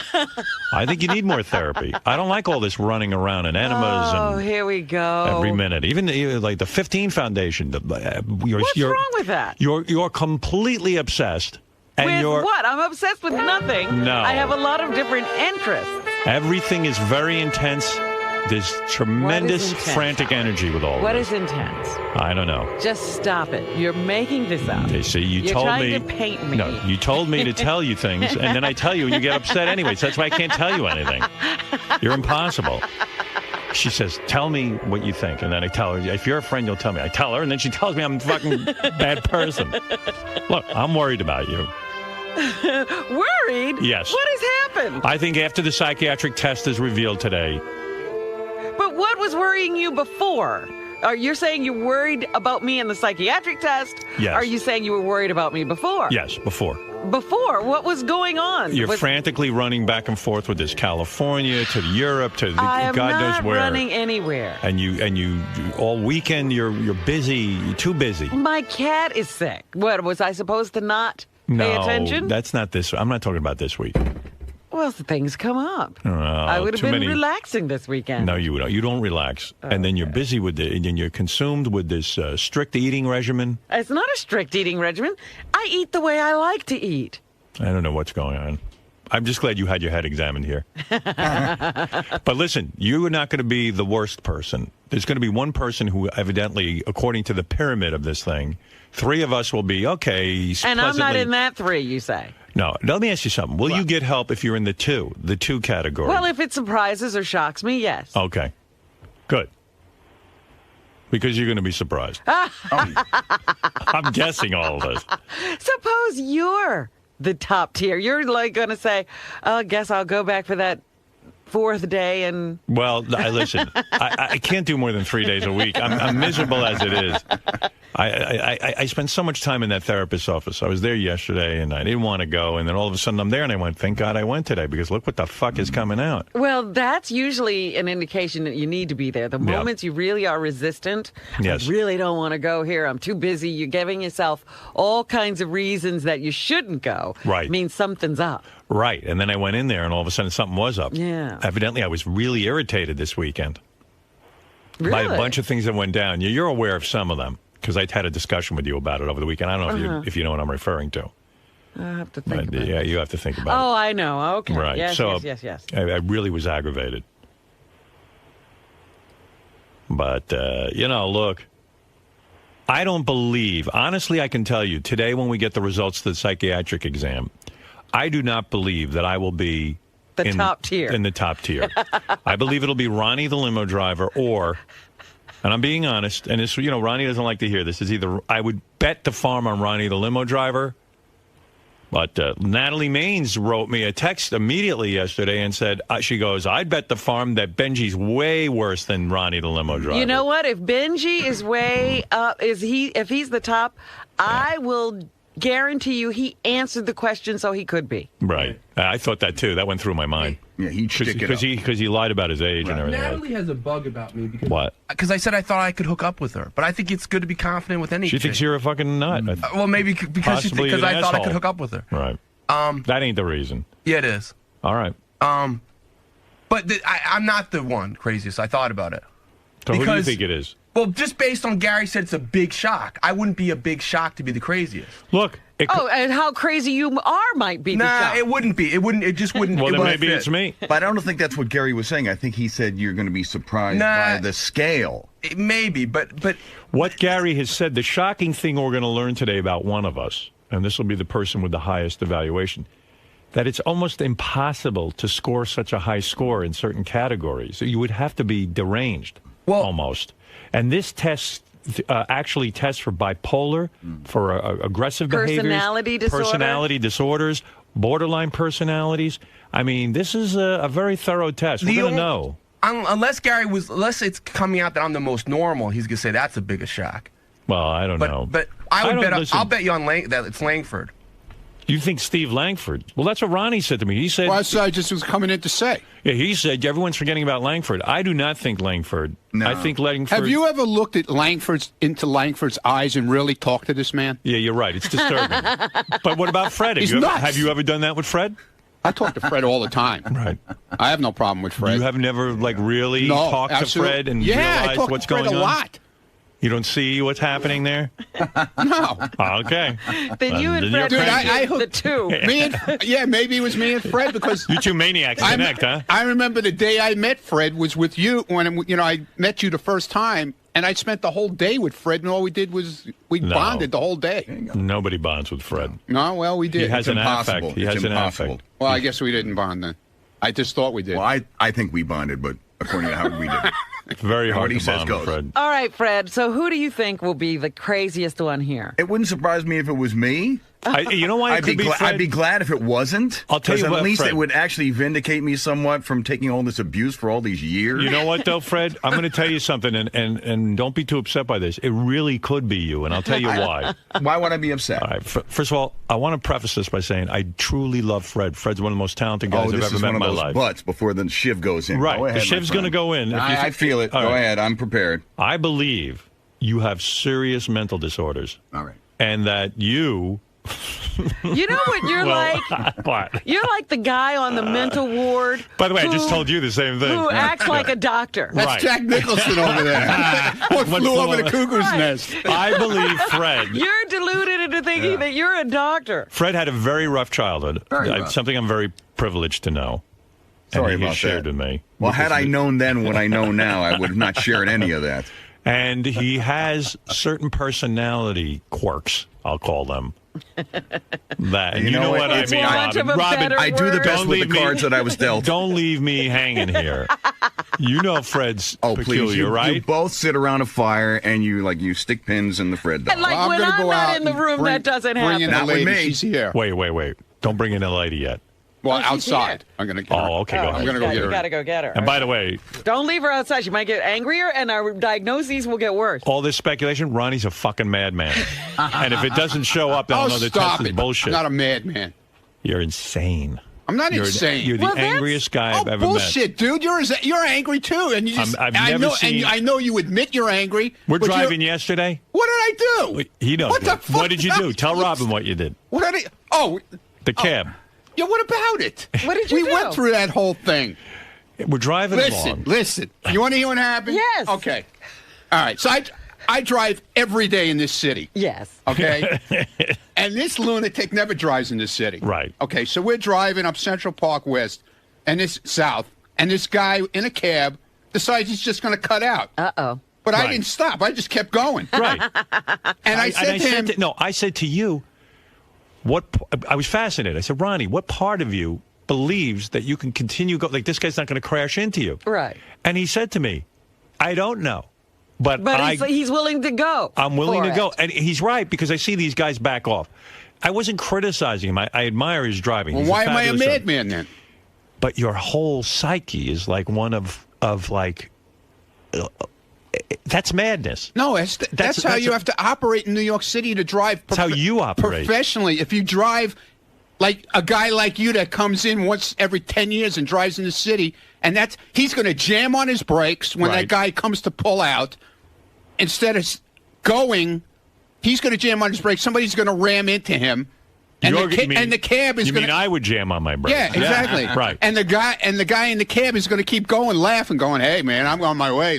Fuck this guy." All right. You know. We'll see the test. That's going to be All here right, soon. I don't care. You better go get her. I'm going to get her. Well, I want to go nobody's- look at it more than get her. The thing Right. is, nobody came out normal. Nobody came out I don't know. completely normal. No, Yeah, as well. far as that, we're gonna see. We got to Never see. said I was normal. Like some of it could be like slight neuroses. It could be, But and everybody's got Everyone's got something. that sent the needle higher than normal. Yes, that is true. Howard, can you mandate a therapy session for the craziest person? No, of course I can. You can't. Listen, it's just like on Celebrity Rehab. These guys are horribly drug addicted, and Dr. Drew says to them, "All right, I need you to go into aftercare. You're a crazy addict." And they go, "No, I'm fine." Right. Listen. What if they agree to it now? Say, yeah, I'll go to one. Listen, you heard what Robin said. If she's that upper tier person, she said, I'm going to have to really realize that I might not know what the fuck is going on with me, and I need to go into therapy. So I would literally have no grasp of reality. we might even have her carted out of here in a straitjacket. It might take that, you know. Yeah. It might be that I'll have a meltdown. I don't know that it's going to be You know how, like, if you unmask the wizard, he loses it? Right. If I discover that I don't know myself at all and things are revealed about me, I could just sort of disappear. All right. I got you a beautiful straitjacket, just in case. Something in Bejeweled. a nice You'll love it. fuchsia. Listen, when we come back, Robin, Fred, Benji, myself, Howard, Steve Langford. Did I mention Ronnie the Mund Limo Driver? And you did not mention Ronnie. Ronnie the Mund Limo Driver. I think that's everyone. Yes. We will find out who's the most crazy. And evidently, according to Gary, who knows, there is startling details that you are going to hear. No hype. That someone's mind is really going to be blown. Sorry. He also said, you know, each of us might get a little bit of a shock. Each of us will get a little jolt. But Actually, I already know. You know How do you what? know? Jason told me the other day because someone was coming by from traffic or something. We're getting a sponsor for Fred's Crazy Contest. He didn't say that. He did say that. He did? He Well, he said was that. joking. Making a joke. It probably is you mental It is case. me. Come on. Yeah. I never said that. Yes, you did. Bring the girl down. Well, I never anyway. said that. Yes, you did.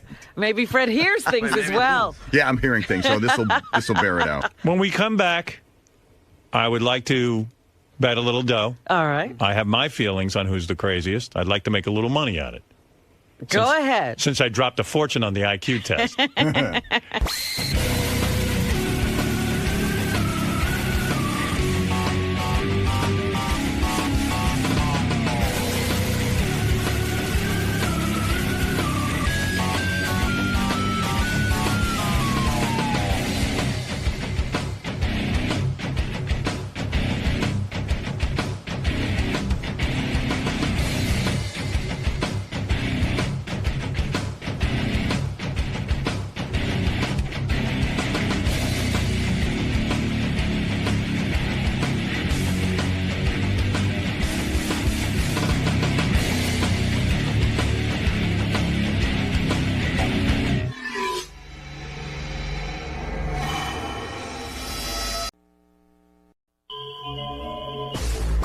I was thinking the other day, he has a wife. I have a wife. It's the first time I've ever worked with a married Howard Stern. I met A-Rod, by the way, the other night. He Believe doesn't it or have not, a wife. I went out to dinner and he walks in with, I didn't even know, you know me, I don't know who A-Rod is. Not even that guy, though. I never even saw a picture of him. He's never watched a Yankee game. Yeah, but I mean, Howard, he's on the cover of the paper every other day. I had no clue it was A-Rod. So Okay. I'm sitting at dinner, and, they march him over to the table, and They did? he was there with Ingrid, Madonna's best friend, and he came over, hey, Howard, and... what is his connection to Madonna? I don't know. Kabbalah, I think. That's what they're claiming. That he's all into Kabbalah, right? You know, at A-Rock, you get lots of, because Beth goes, that's a really good-looking guy. But anyway, I introduced her. I went, this is my, and I had to stop and think. I go, this is my wife, Beth. Right, because you'd been Yeah. calling, you got used to the fiance thing after a while. Yeah. You were using the term fiance a lot. And now you've got to Yes. say wife. I thought A-Rod was the busboy. I had no idea. Really? Big I was busboy. like, more sake, please? That's a well-paid busboy. That's a very big busboy. Yeah. But evidently, women do find, because a lot of the women were like, oh, my God, he's the best-looking guy, A-Rod. He's a modern-day Babe Ruth, only good-looking. Actually never seen him in person, but my driver was outside of Bergdorf's or Barney's, one of those stores one day when I was inside. And when I came out, he said, did you see A-Rod when he was in there? And I said, no, I didn't. He goes, oh, my God. He's the most beautiful man I've ever seen. Really? He started to go A driver said that? about the color of his skin. Wow. And how big he That's when you know you're good looking, when other guys are starting to flip. I And was you- like, I'm getting worried about Gene. He has a wife. I was gonna say, I was like your driver was sort of a guy's guy. That's what happens. This is what A-Rod does. He does. He does that. He doesn't. What he doesn't do is get a fucking big hit in October. Anyway, the wedding, I was very stressed out before the wedding. Yes. First of all, we did that whole, what famous people do thing. That's the other thing on Stern Fan Network. They were like, oh, Howard had a lot of famous people at his wedding. Well, that's all they write about in the paper. We had a lot of regular people, too. You know? Absolutely. There were a lot of shitheads at that wedding. Yeah, we had tons of shitheads. So, anyways, they were like, well... JD was there. What do you want? Yeah, I mean, come on. So, where do I begin? I was really stressed out ahead of time that... Well, you kept saying you didn't even think people were expecting too much. They were not going to have a good time. First, I did that whole celebrity thing where, like, you know how you don't give anyone the location of the place until, like, the day before? Now, did you give out the location the day before? Were Yeah. you, in fact, the source? Well, yeah. I mean, we Why? like, Where did you get it? No, I'm saying. Oh, okay. I meant publicly, obviously. No, not Not publicly. publicly. Right. I But know, in a sense, I know who you did do. that. Donald Trump did that. Yeah. In a sense, you do. You think so? Is he the Well, guy? he was the guy. If you read the article in the New York Post on page 6, He was mentioned. They go, Donald Trump will be there. I mean, he was the only name. How would anyone know Donald Trump was going to be at my wedding? Wait, is he that much of a publicity guy? You Yeah. think? Wow. You see, Donald thinks he's doing you a favor by, he's like, I can't believe this guy doesn't want publicity. Right. He's like, he's not getting any publicity. I'll help him out. He really thought you needed it. Listen, no one's covering your wedding, man. Right. Yeah. He was like, gee, no one's going to know about it, and why would anyone want to go? I see what you're wondered talking about. how all that press got there. I know how. You were keeping them it was so secret. I know how. And then all of a sudden it was like almost like walking a red carpet. To I get know in there. how it was. The whole thing was in page 6. Right, Trump put it on page 6. Yeah, I mean, I don't know for sure that he did it, but my guess was that Trump was the guy. And so what? I didn't give a fuck. I was just like, I was just happy, and so I kind of stressed out. And the reason I did this whole kind of subterfuge where you don't tell anyone where it is is because I did want to avoid any kind of press. I wanted just to have like a wedding where it would have been, people wouldn't be worried about that kind of stuff. But of course, it got out. Word got out. And then, but I said to Beth, for once, I was like a good calming source. I said, you know what? Who cares if it gets out? Because this whole thing's a bit of a circus anyway. My life's been a circus. Our life together's been a circus, and we're having it at Le Cirque, which stands for circus. You know what I mean? It's Right. like It was very I said appropriate. it's just a circus, and we should just go with it and have some fun. And, Right. And the day of the wedding, there were all these paparazzi guys outside my apartment and everything, and Beth and I decided, but Beth's going to be in her wedding dress. I'm going to be in my suit.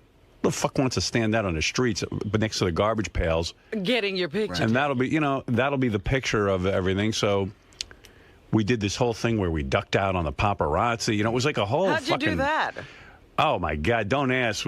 Ralph went out of my apartment and covered his face. fakes? You know how Ralph looks like me? Yeah. Oh, yeah? Him and Sam Simon pulled up, and Ralph got in the car and covered his face, and then they all followed the car, and then we walked out. Oh, that's funny. Yeah, Ralph was... Yeah, so you did the double thing. Yeah, I have a double.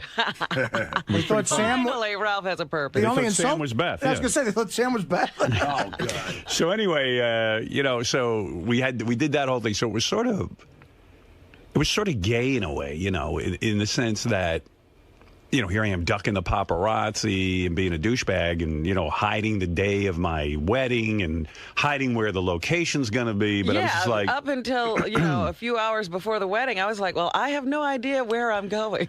Yeah. Right. And it just, but it was kind of weird. But, you know, I didn't know what to do. I'm just like thinking... Geez, do we really want to make this into a press event? It ended up being one anyway. Right, but, you might as well have. You would have controlled it a little better. But I gave it a shot at trying to make it somewhat private, you know. Think about all the people who got to dummy up, though. You got people who work at the place. You got assistants of people who know. You got, you know what I mean? It's a lot of people. Yeah, it was over. So anyway, I tried. And I'm not even sure why I tried, but I did. So then, because, you know, the High Pitch Eric was there. And, you know, Yeah, I heard on the news that High Pitch Eric just hung out forever. Yeah, he was there. He had the best time at the wedding. I do notice that the articles afterwards, the only person who gave an extensive interview was Dominic. Yeah, Dominic was like on every newscast. And in every article, you know, it's Dominic giving details. Dominic, yeah. So anyway, you know... I hardly saw Dominic there. He must have been doing interviews. Beth had this whole secret plan. She told everyone she was going to wear kind of a, you know, a traditional wedding dress. And she made this wedding dress. Beautiful, man. Oh, really amazing. Like the hottest wedding dress I ever seen. Ever. Like I ever saw in my life. It's so beautiful. And she did what brides are supposed to do. You're supposed to be the most special girl in the place when you get married. And she fucking did it, you know? Yeah. So I knew about this wedding dress, and, you know, she said, oh, my God, and, you know, the crack of my ass is showing on purpose, and I'm going to show off, you know, just it's going to be pretty wild. And the woman who made this dress is Georgina Chapman. Mm-hmm. That's who the designer she likes. Oh, that's someone I didn't know that name. Yeah, and she's married to Harvey Weinstein, actually. That's why Artie knows her. And she's a super I've cute chick. Super cute. Oh, my God, so beautiful. In fact, I got a picture of her dolling Beth up. I ought to put that up on the website somewhere. She personally did the whole thing? Yeah, she helped her with it. So I come downstairs. I go, God, she is such a beautiful bride. I'm so lucky, blah, blah, blah, blah, blah, feeling really good. And, you know, you like should afterwards. have, man. That's a bride you want to see. I go on the Stern Fan Network after they go, oh, what a whore. What a stripper outfit. What a, you know. my God. And I was like, you know, these fucking guys. You can't please them. Why did you look? She, you know, she wanted to look hot. And it was such a beautiful dress, and while it showed skin, it wasn't tasteless. No, it wasn't. It was cool. Yeah, it was fun. It was made it right. You liked it. I thought it was amazing. Yeah, I liked it a lot. Yeah. By the way, there were more than at least 5 guests who I won't name by name, who were pretty touchy-feely with her after the wedding. Yeah, right after I married her, we're really coming on pretty strong. They were feeling her up? Rubbing her back, feeling her up. I mean, they're trying to, you know, because... Oh, my God. I mean, she did look good, but you know, you don't do that. Touch. Isn't anyone afraid of me anymore? No, apparently not. Nobody cares. Were these famous people? Some of them. Come on, name names. All right, one of them's on The View. I can't say her name. It's a woman? No, I'm joking. No, there were a couple of people who were very let's Beth said a couple of guys were taken with me. Jeez. I said, how far did they get? Really? I mean, did you get her first, or did they? I was concerned because she didn't wear any panties. In that outfit, you can't. I was like, that was making me nuts. I know. But it was great because when she walked in, nobody expected her to be almost naked, you know? Yeah, no, that was pretty nice. cool. So then, I don't know where to begin. I mean... But wait a minute. You got to tell me somebody who was inappropriate. No. Come on. Beth asked me not to. Ugh. What am I going to do? It's my wife. You know? She's not a girlfriend anymore. She's the wife. Okay. So, by the way, Beth got really drunk at the wedding. You're kidding? Yeah. I heard a lot of people got really drunk. I missed the whole thing. Oh my God, she got so wasted that like at the end of the night, she grabbed a glass of champagne. Yeah. And like she had dropped a glass of champagne, she'd spilled champagne on me, and then she took a glass and she like was going to drink it. I saw she was already tipsy, like she was going to fall over in her shoes. Wow. So I said, no more You had champagne. to cut her off? I cut her off and took her home. This was at 1 o'clock in the morning. Yeah, you guys hung out a lot longer than anybody thought. In Yeah. fact, Beth and I were joking before the wedding that, you know, it was going to start at 7 and I'd be home in bed by 9. Well, for those who stayed late, they got to see my rousing rendition of Wild Thing. Yes, I saw that. With John Stamos on drums. I said, I know Howard's drunk. Yeah, I was singing. I wasn't actually drunk. That's the weird part. Really? I Because had I two thought, drinks. my goodness, he must be feeling no pain. Now, you know what it was? I was really stressed out, and this is my personality. I was really stressed out whether people were having a good time or not. I heard that too. Like- that and- you were complaining even during the wedding. Nobody's liking this. Well, I was first of all, we did it at a restaurant, and amazing things happened sort of musically. Phoebe Snow got up and sang. Billy Joel got up and sang. And like halfway through Natalie Billy's Maines? first song, halfway through Billy's first song, I realized a lot of people couldn't see or hear him because it was in a restaurant, and a lot of people were. So I was all stressed I was all out. the way at the back when Billy started singing. Right. And I was like, who's that? Yeah. Because he sang an unusual song. It was to a James start Taylor off. song. Yeah. And then it was like, oh my God, that's Billy Joel. And then people Yeah. started surging forward. They all left the back of the room. Yeah, it was a pretty. You know, it's pretty special when Billy Joel sings Oh a my song at your God. wedding. It's not, let alone Live, 3. and in person. Yeah, it was pretty cool, and I Phoebe called him. Snow's voice is unreal. Phoebe Snow is amazing, and you know what? I was thinking about it. She sang. She sang a lot.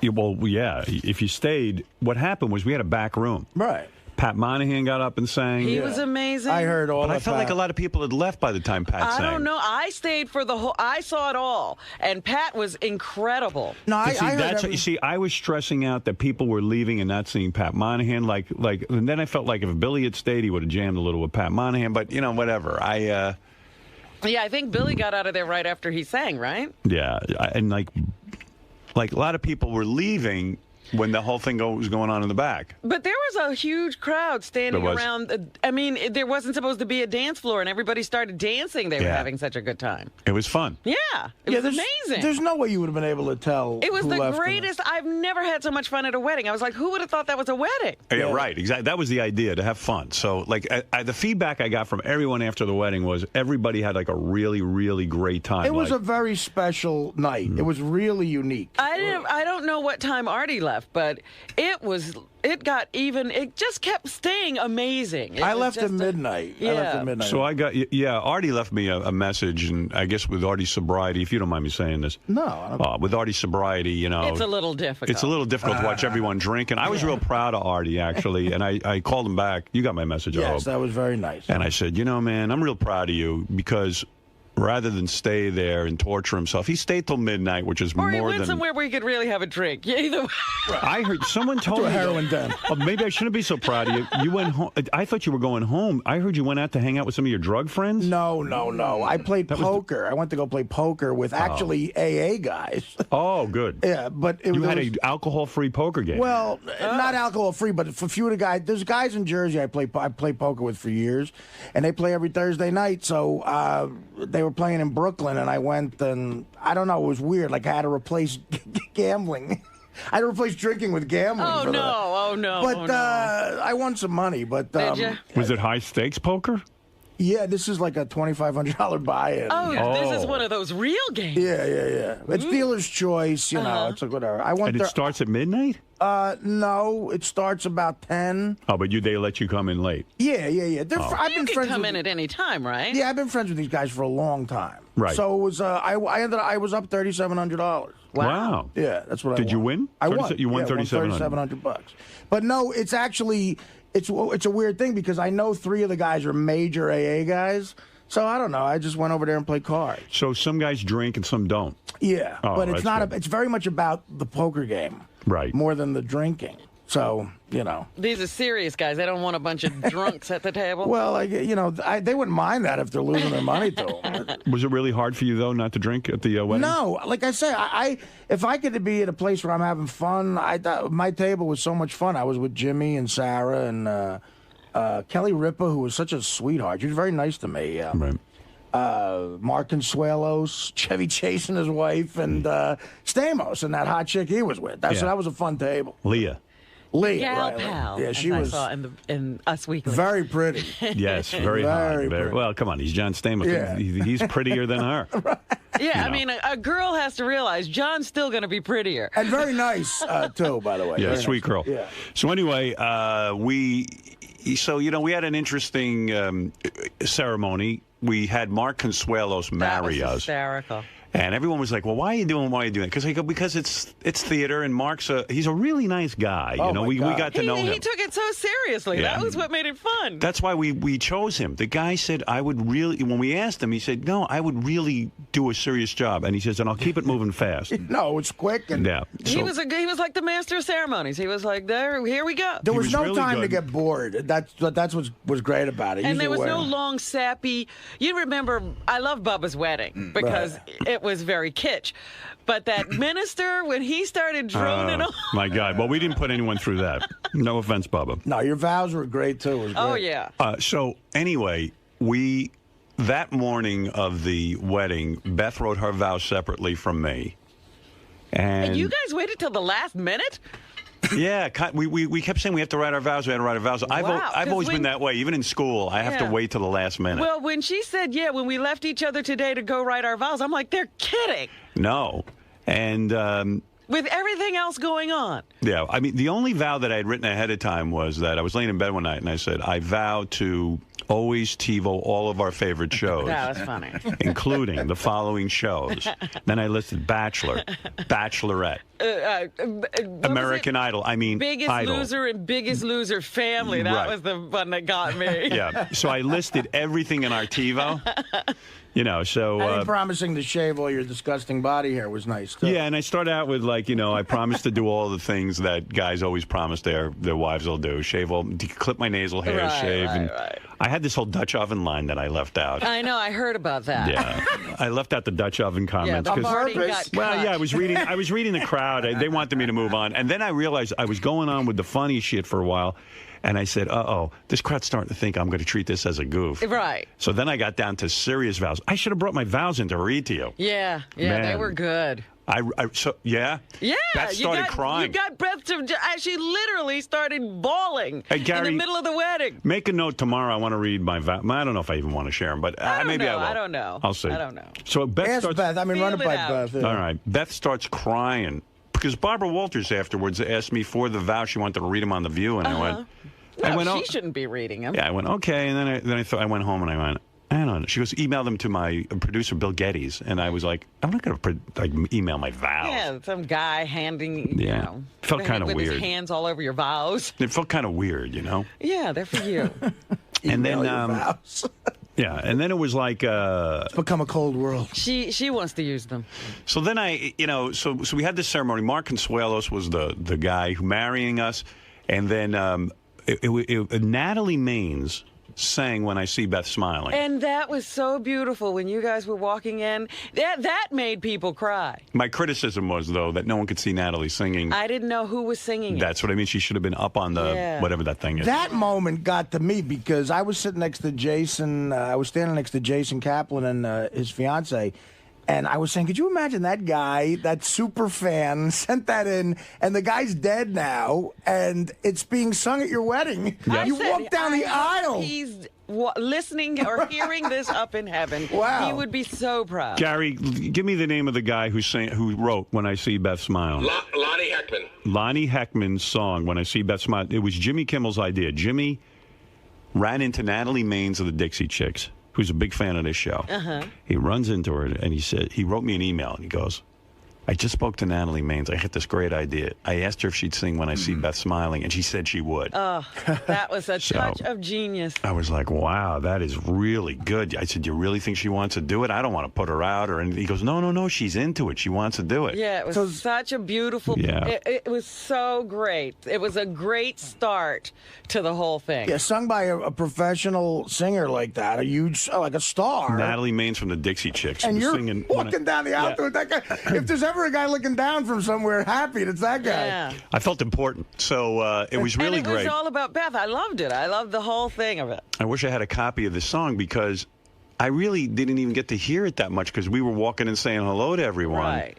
And I'd love to hear what she did with it. She said she even wrote an original verse to it. Yeah, see, I couldn't make out everything that was going on. I just sort of recognized that was when I see Beth smiling. Yeah, so I was kind of like, I was like, whoa. I mean, I said I should have videotaped this thing, but I didn't want to have video cameras around. I want the people to feel like they didn't. I only had a photographer. Right. And we got back some of the pictures, not all of them. I can't wait to go through them because that'll be cool. The woman's a fantastic photographer, and Beth released like 2 of the pictures to the paper. Those were beautiful. I mean, I was watching The View, I guess, that Monday. Right. And, or no, it was Regis and Kelly. Right. And Kelly had some pictures that, Beth had sent her. They were amazing. There's supposedly some in People magazine and in Us magazine. I haven't seen it. I saw the ones in Us Weekly. Yeah, they were good too, but wow. Yeah. Yeah, my sister had the Us Weekly and showed them to me. So, right, you didn't sell pictures? No. In fact, this was really weird. We didn't have a publicist or anything like that. People had contacted us and said, if you would let us have some wedding pictures, we'll pay you like over $1 million or something. Right. And I was like, wow, I'm not getting into that world. I've never been into that thing. And I don't want to be in any fucking magazine. That was my viewpoint. So Beth said to me, she agreed and this and that. She said, maybe I'll release a picture of me in the wedding dress because it would be good for Georgina. And I said, that's fine. I don't care. I said, I just don't want to be in any picture. So, and, someone said to me, get the money and give it to charity. And I said, you know what? I believe in giving money you earn to charity. It's like, I don't need to sell pictures. It's like. Money you don't have, you're just right. not taking it. It's not really you giving. So when after the wedding, Beth showed me 2 of the pictures we got from the photographer. We didn't even get all of them back. And I said, you know what? Those are really beautiful. I'd like to share those with the fans and stuff. I don't feel funny about it. I feel really proud that I married you. I'm in love with you. And I'm happy to release these. And I feel good about it. Yeah, they were very tasteful. Yeah. So, absolutely. And I said, you look beautiful in your dress. And I feel real good about it. That's how I felt. That's just, I was drunk as a skunk when I made that decision. I was sitting there drinking with Beth. But you're happy about it now that you're sober. Yeah, I was wasted. And and then, I just made this decision. So Beth said, well, how do I do this? So she sent the pictures over to Georgina, who had a public relations firm. And she knows someone at Us Magazine who did a story. And she sent it over to them and stuff. So then they start asking her, are these pictures exclusive?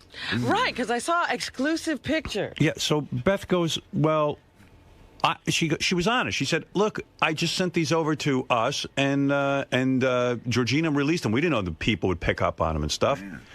So the woman on Us goes, I heard these are in People. And Beth goes, look, I'm not looking for any money. What do you want from me?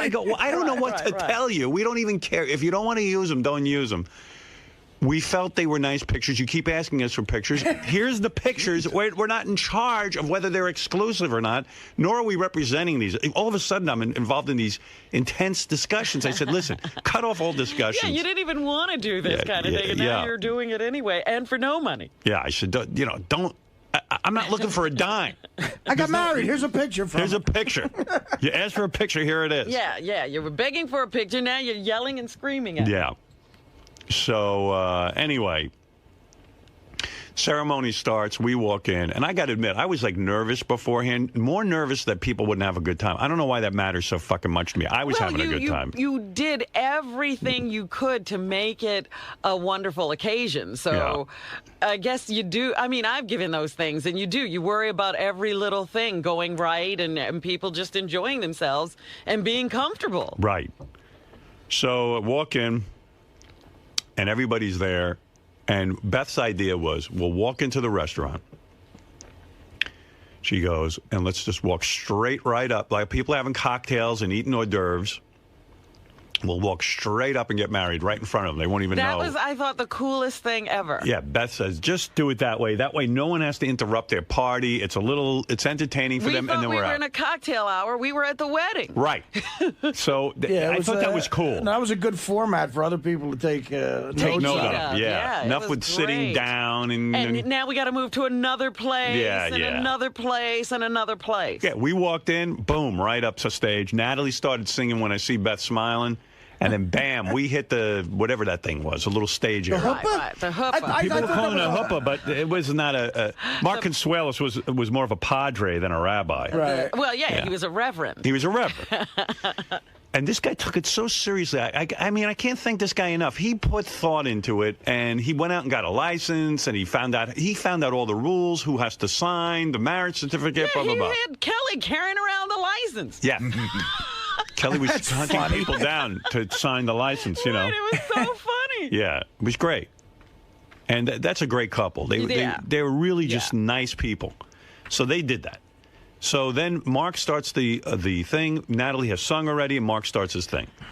And he got right to it. He introduces Jimmy Kimmel, who we were told was going to make a serious poem. That was Jimmy's idea. Jimmy goes, I'm going up and doing a serious, sappy love poem. Right, like somebody else wrote. Yeah, which I thought would have been hysterical. So Jimmy gets up there, and he starts to do this serious poem, and I realized, like a line or two in, I said, he shouldn't have gone serious, because, you know what, it's not that funny.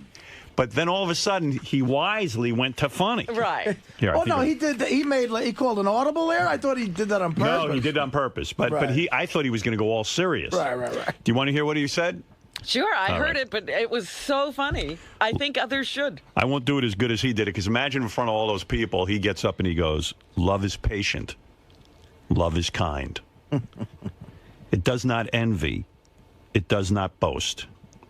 Love is not proud. It is not self-seeking. So here I'm going, we're going to be in fucking trouble, because it is kind of funny to have Jimmy just be serious, but Why it's not is Jimmy that funny. speaking if this is what he's going to say? Love waits quietly while he plays chess online against 8-year-olds. Love is saving a bunny in the park and a filthy seagull on the beach. Love is going to bed with him every night before the 6 o'clock news. Love is sitting through a whole Tyra Banks show just to see her. Love is dancing with homosexuals while he plays beer pong with Ivanka Trump. Love is letting his gay friend vomit all over the guest room. Love is having every detail of your sex life available to anyone who can afford to pay $12.99 a month. Love is going to Pittsburgh to see your family and not making him come with you when you know full well he's at home masturbating. Love is watching horrible shows like The Bachelor, even though they might be a bit too girly for your taste. Love is never asking why an adult man with grown children carries baby wipes wherever he goes. But most of all, love is when the engagement chicken actually works. This is the word of the Lord. Thanks be to God. And I thought that was the greatest. It was great. It was so well received by the crowd, too, because everybody did think, uh-oh. And then he came out with that first line, and everybody relaxed and got into it. Then Mark Consuelo said, okay, Howard and Beth have written vows. And then, we gave the vows. And I'm starting to read my vows, and I get to the serious stuff, and Beth starts crying. And I got to tell you something. Beth's cried like maybe 2 or 3 times in our entire relationship. Really? She seems like a crier. No. Yeah. She's not. She's always been very happy. Yeah, she I mean, you cry for happy stuff, too, though. Yeah, maybe she looked at me real hard up there and said, what the fuck am I doing? I'm actually marrying him? Yeah. No, she was so touched. So you think they were sad tears? Sad tears, like, I could have done better. The reality finally hit her. Well, I thought one of the best lines was someone in the crowd. We were getting ready to do this wedding, and I go. Someone yelled out, "Hey, look at Beth, not Mark Consuelos." Right. Yeah. So I said, when you were saying something, the I do's. Yeah. So I said, "Oh my God, I was trying to get my bearings," and I go, "Oh man, here I am marrying Beth, and I'm staring at Mark Consuelos," and Beth goes, "So am I." Yeah. So I thought that was pretty good. Well, because he had to stand on a platform too to marry you. We're so goddamn tall. That was hilarious. Well, he even announced that. He said, yes, I'm so happy to be on this riser in front of you. He took it so seriously, and so did Kelly Ripa, and they wouldn't even say anything about it ahead of time. In fact, she told me that he didn't tell her what he was going to do. He didn't even tell her what he had handed her. Right. He said, just hold this envelope. So anyway... Yeah, they're a very sweet couple, those two. Yeah, very nice. They got a good marriage. Yeah. I think, it looks good to me. Well, it seems that way. Yeah, they seem very happy. But she's fucking hot, too, isn't she? Oh, yeah. She's a piece of ass. Well, he's no slouch. Yeah, those two... It's a pretty couple. Unlike me and Beth, those two look like they should be together. Their kids look probably good-looking kids. Yeah. Handsome, pretty, whatever. Yeah, I saw their kids. They're actually good-looking kids. Yeah. Like two good-looking people who get married and then have good-looking kids. Right. Yeah. They're in that category. Yeah. The whole beautiful family. See, the whole fucking family is too beautiful for words. Like, they deserve to be alive. That's right. It's a family that likes to take pictures of itself. Hitler's dream couple, even though he's Mexican. You know what I mean? He'd accept him. He'd accept him. Yeah. He would have been part of the Aryan race. So anyway, so then we do the vows. Beth has the reaction to my vows like I wanted. Thank God, you know. I was like, wow. Yeah, you really thought that through, I think. I did. I spent a lot of time on it, actually. Well, then it's something you should spend time on. It really was very, very nice. I spent like an hour on that. Really, an hour, a good hour. An hour of when my you're time. inspired, an hour's all it takes. Well, Beth kept saying, you got to write your vows. You got to write your vows. And I was like, yeah, I do want to do that, but what do you say? And I had to really think about it. Anyway.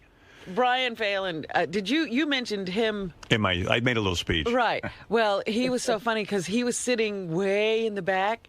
And I was like, Brian, you got to mention. He said, and I'm still sitting back here. Right. I said, you know, there were it was really weird. I think I said this on the air. The morning, I don't know if I did say this on the air. No, I don't think you said it on the air because it was the first time I was hearing it. Definitely did not say it on the air. I'm walking in the day before my wedding. And Brian Phelan, who works for Howard TV, who's this big, heavyset guy who I once had a great night with in New Orleans. Right. We were both drunk, and one thing led to another. And we ended up throwing beads at strippers, and I don't know what we were doing. So anyway, I just like the guy. I know I don't want to get to hang out with him, but I like the guy. Brian, the best way to describe Brian is the guy from the concert for New York who told Bin Laden to kiss his Irish ass. That's Brian Phelan. Right. So anyway, Phelan, I'm walking in to the studio, and Phelan goes, all right, man, good luck at the wedding. Oh, thanks, man. He goes, if you need any advice, be sure to ask me. And I keep walking, because, you know, when I'm focused on doing the radio show, I'm just walking in, and I don't even think. So I'm walking in, and I go, you know what? I'm an asshole. This fucking guy, I got to think about what he just said. He said to me, if I need any advice, I should ask him. He obviously wants to tell me something. He has something to say. I said, why the fuck am I always so goddamn busy, too busy to talk to Brian Phelan? Who the fuck am I? Most people are, though. Yeah. And this, you know, every conversation around here off the air is superficial because you're working and I stopped in my tracks. I turned around and I looked at him. And I said, Brian, do you really have advice for me? He said, I do. I said, I'd like to hear it. So he was like shocked, like, what the fuck? Now I'm on, you know. This never's happened in the last 20 years. Uh-oh. And we've been working together a long time. He's like, what the fuck am I going to tell this guy about marriage? Yeah. So he looked at me without missing a blink, and he said, I'm going to tell you what I think. I think when you're up there getting married, look at the smile on your wife's face. Look at how happy she is, and make her happiness your own. I said, what the I got goosebumps. I was like, the fuck, this fat fuck. He knows something. This fat drunken fuck knows something. He clearly had been to a Chinese restaurant and got a fortune cookie. I don't know. Come on, man. That was profound. That's profound. And I said to him, you know, Brian. And you never expected to come from Brian. I said, Brian, I am so going to hold that inside of me because that makes a lot of sense to me. That makes a lot of goddamn sense.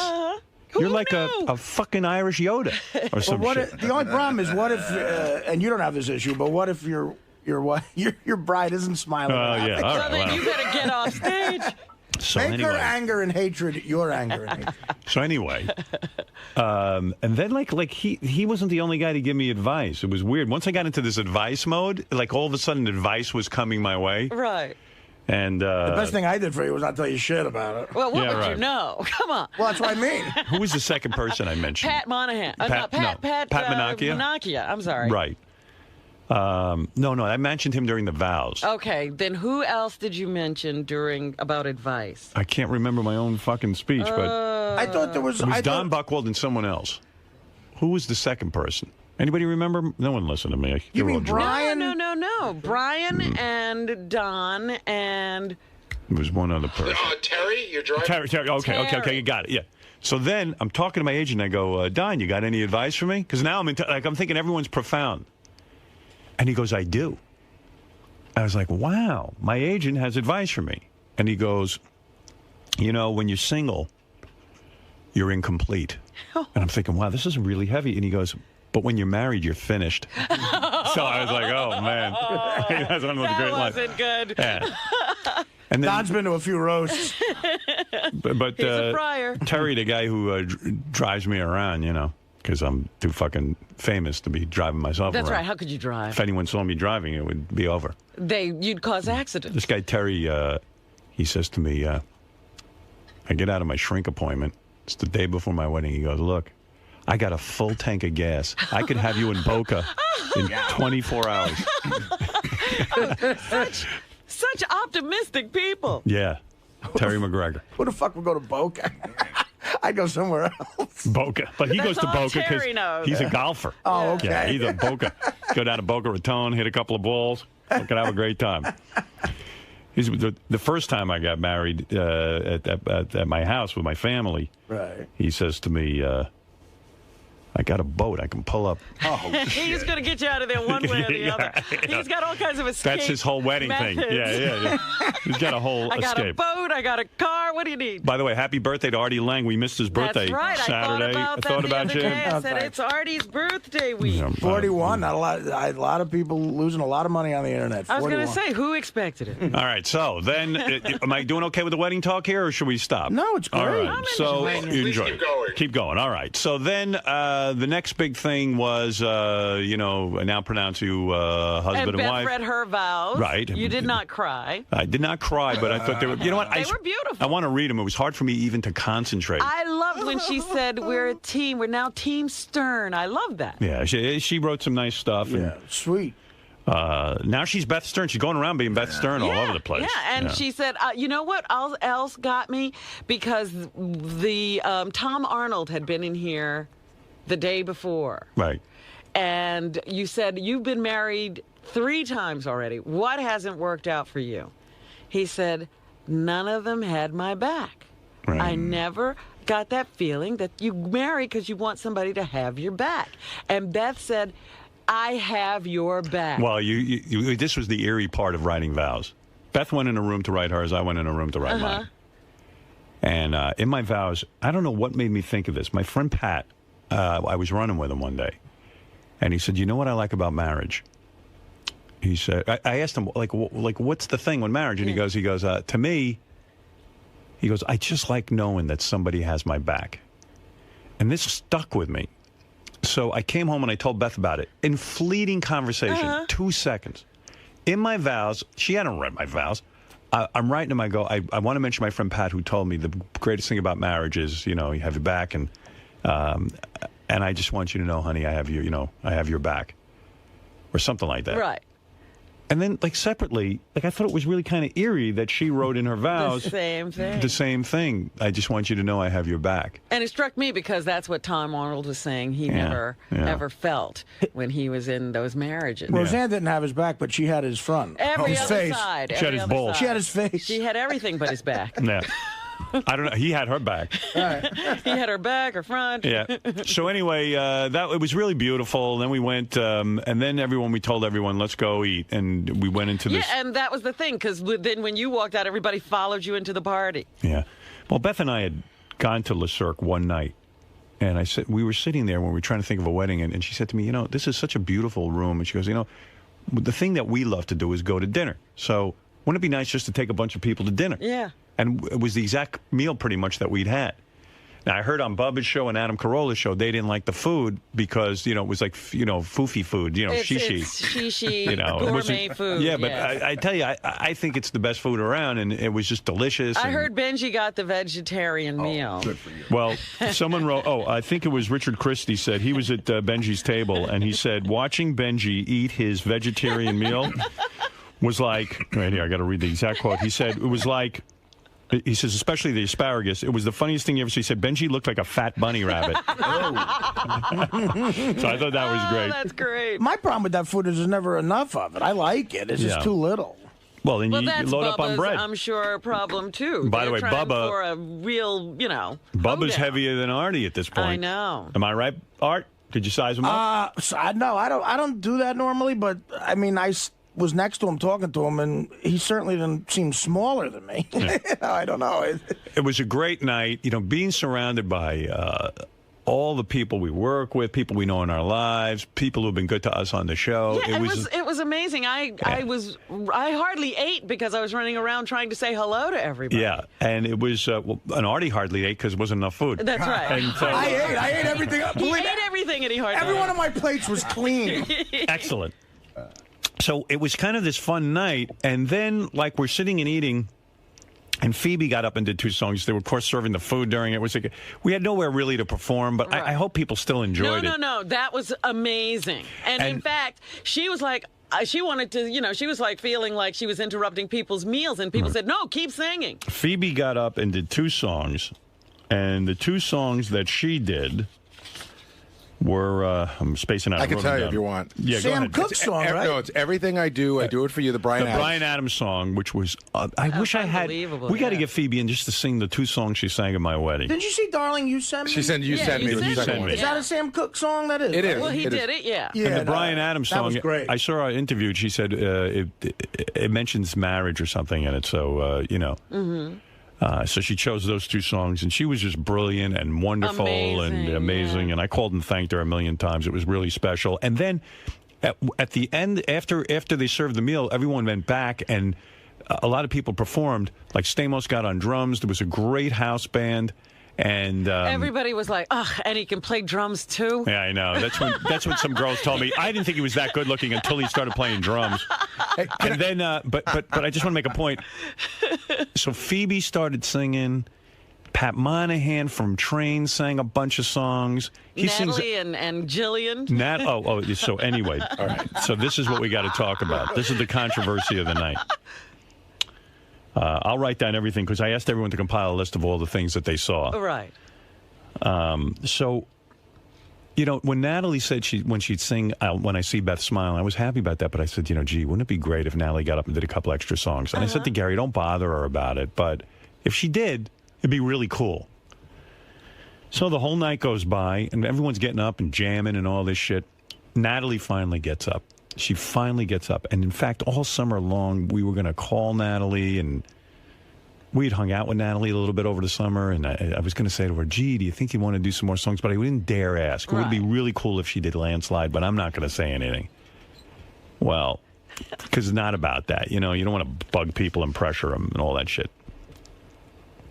So all of a sudden, Natalie finally gets up. She's having trouble. She's tuning in guitar, but she's getting ready to sing. Jillian Barberie.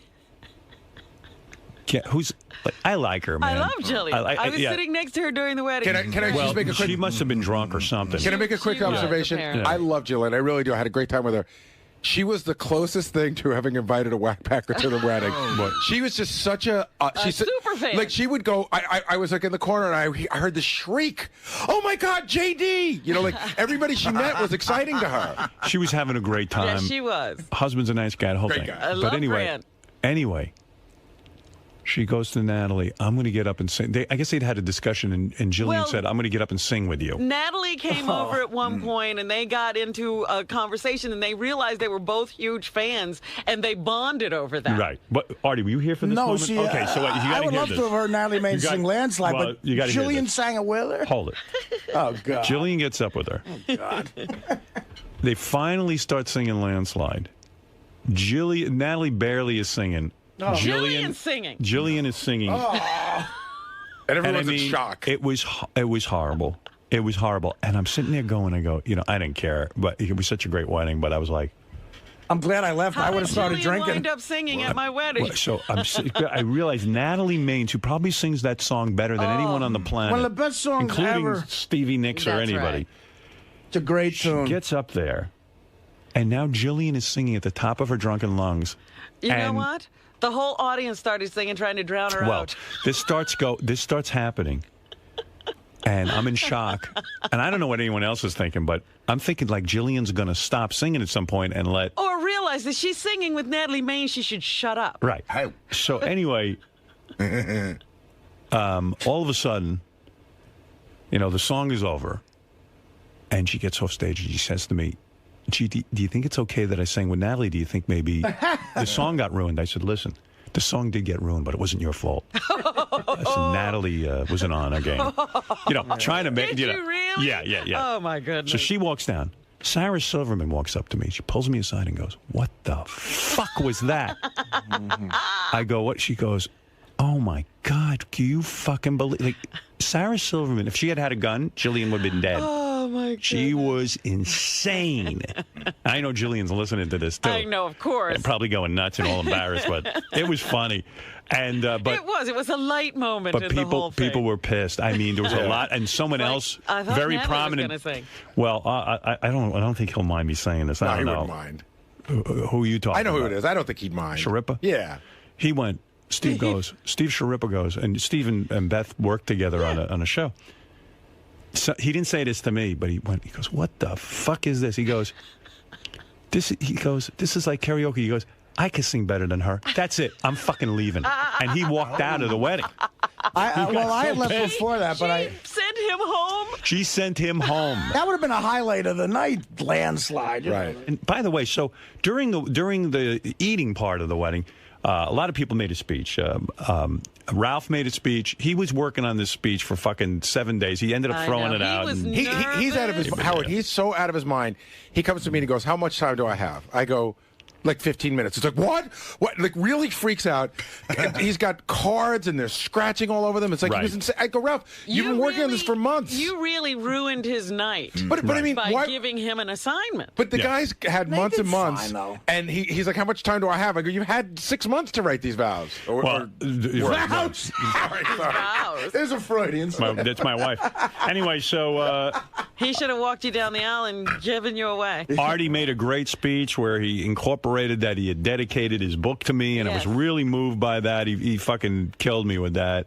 And thanks, man. That was really beautiful. And no one ever dedicated a book to me like that. I mean, that was really very sweet. And great speech, funny. You know, Artie has no trouble. He roasted a few people. Yeah, people said Artie took it real seriously. They said even during our wedding, he was like busy jotting notes and writing shit down. He was looking at the room. You could tell. Yeah. I didn't know. Things in. I didn't know Billy Joel was definitely going to be there, and I had 2 jokes with him in it. And I said, "Fuck it, I'll just do them." But I couldn't. The setup of the room helped me because not being able to see him made it easier to do. Yes. But anyway, I was honored that you would let me make a speech, man, and that was very.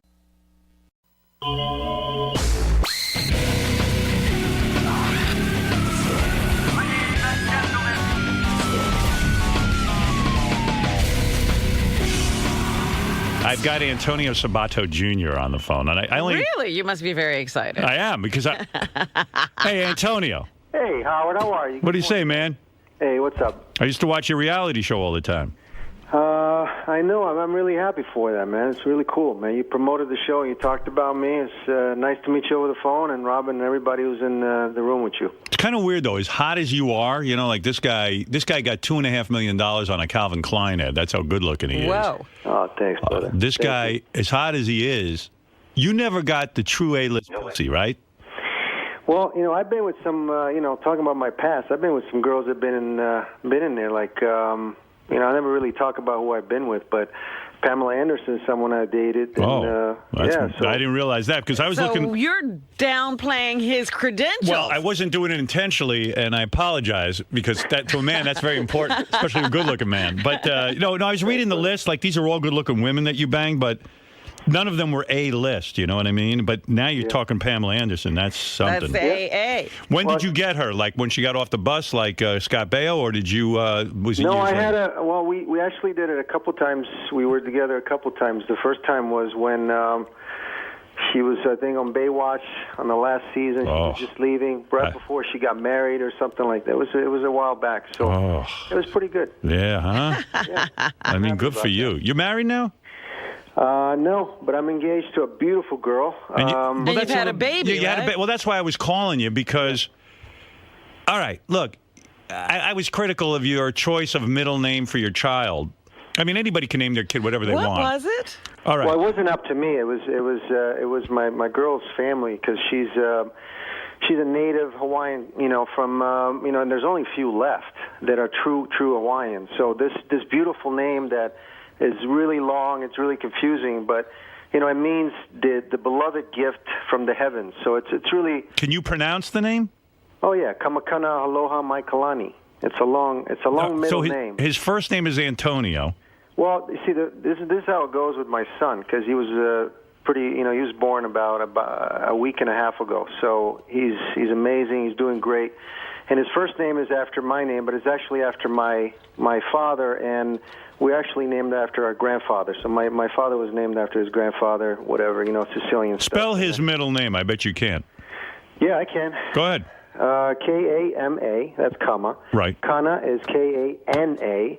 Aloha, you know how to spell that, A-L-O-H-A. Mai, M-A-I, and Kalani, L-A-N-I. No, that is right. But I said it's a cry for, because attention, because listen, you're in show business, you like the attention, and now everyone's talking about this kid's middle name, and I said it's a lot of nonsense. I came down heavy on this middle name. And I'm against it. I really am. I'm against this middle name. I understand where you're coming from, but do you think the child will really use this middle name? No. This is ridiculous. Absolutely not. To be honest with you, I never really thought in my wildest dreams that I'd be talking to you about my son's middle name. You didn't plot this out. I didn't plot this out. Even if I really tried really hard, I don't know. It seems to me that everybody's always grabbing on something, different and unique, and in the celebrity world or whatever. But I truly just did it from the heart, and her family and I talked about it. I thought it was the longest name ever when it first came up, but then when I talked to her family, I said, listen, they're not going to call him Kamakana Aloha Mai Kalani every single day. Right, that's true. And it's not a big deal. Don't get me wrong. I'm not building my life around it. I just was a little... he'll be Antonio K. Sabato. Antonio K. Well, his name is Antonio, then that long thing, and then Harvey.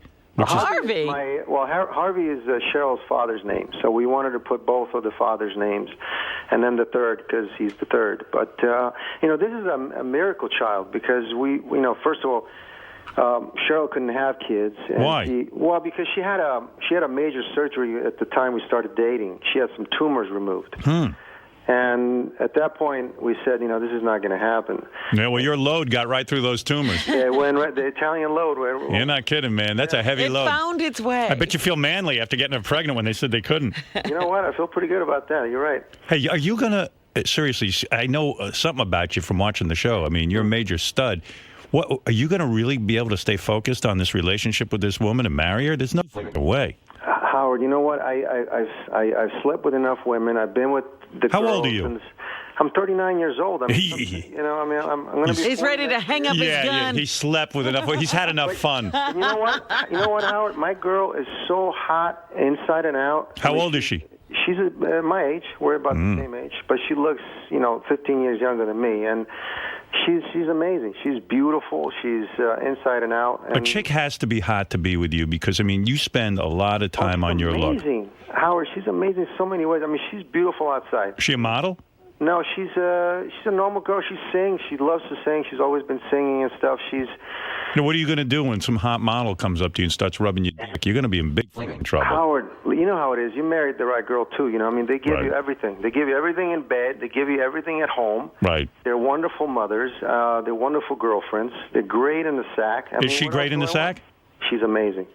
And how often do you need it? Every day. You have it every day with her? But now, What do you do during the pregnancy? Yeah, did you bang her during the pregnancy? We did almost till the end, brother. Whoa. Wow, look at you. You are quite a man. She's amazing. She's got the most beautiful feet in the world. You should have her come in. Nobody... Bring her in. Feet. Next time I come in, I'll love to come in. I'll bring her in. She's amazing. You shave down your whole body, huh? No, I like to trim. I'm Italian. I got a lot of hair, man. I noticed on the show you were pretty heavily shaved. How does he get all that hair removed? Yeah, what do you use? No. I don't shave. I just like to trim my parts of my body that are too hairy because I'm too Italian in some parts. What do you use? Phillips Norelco?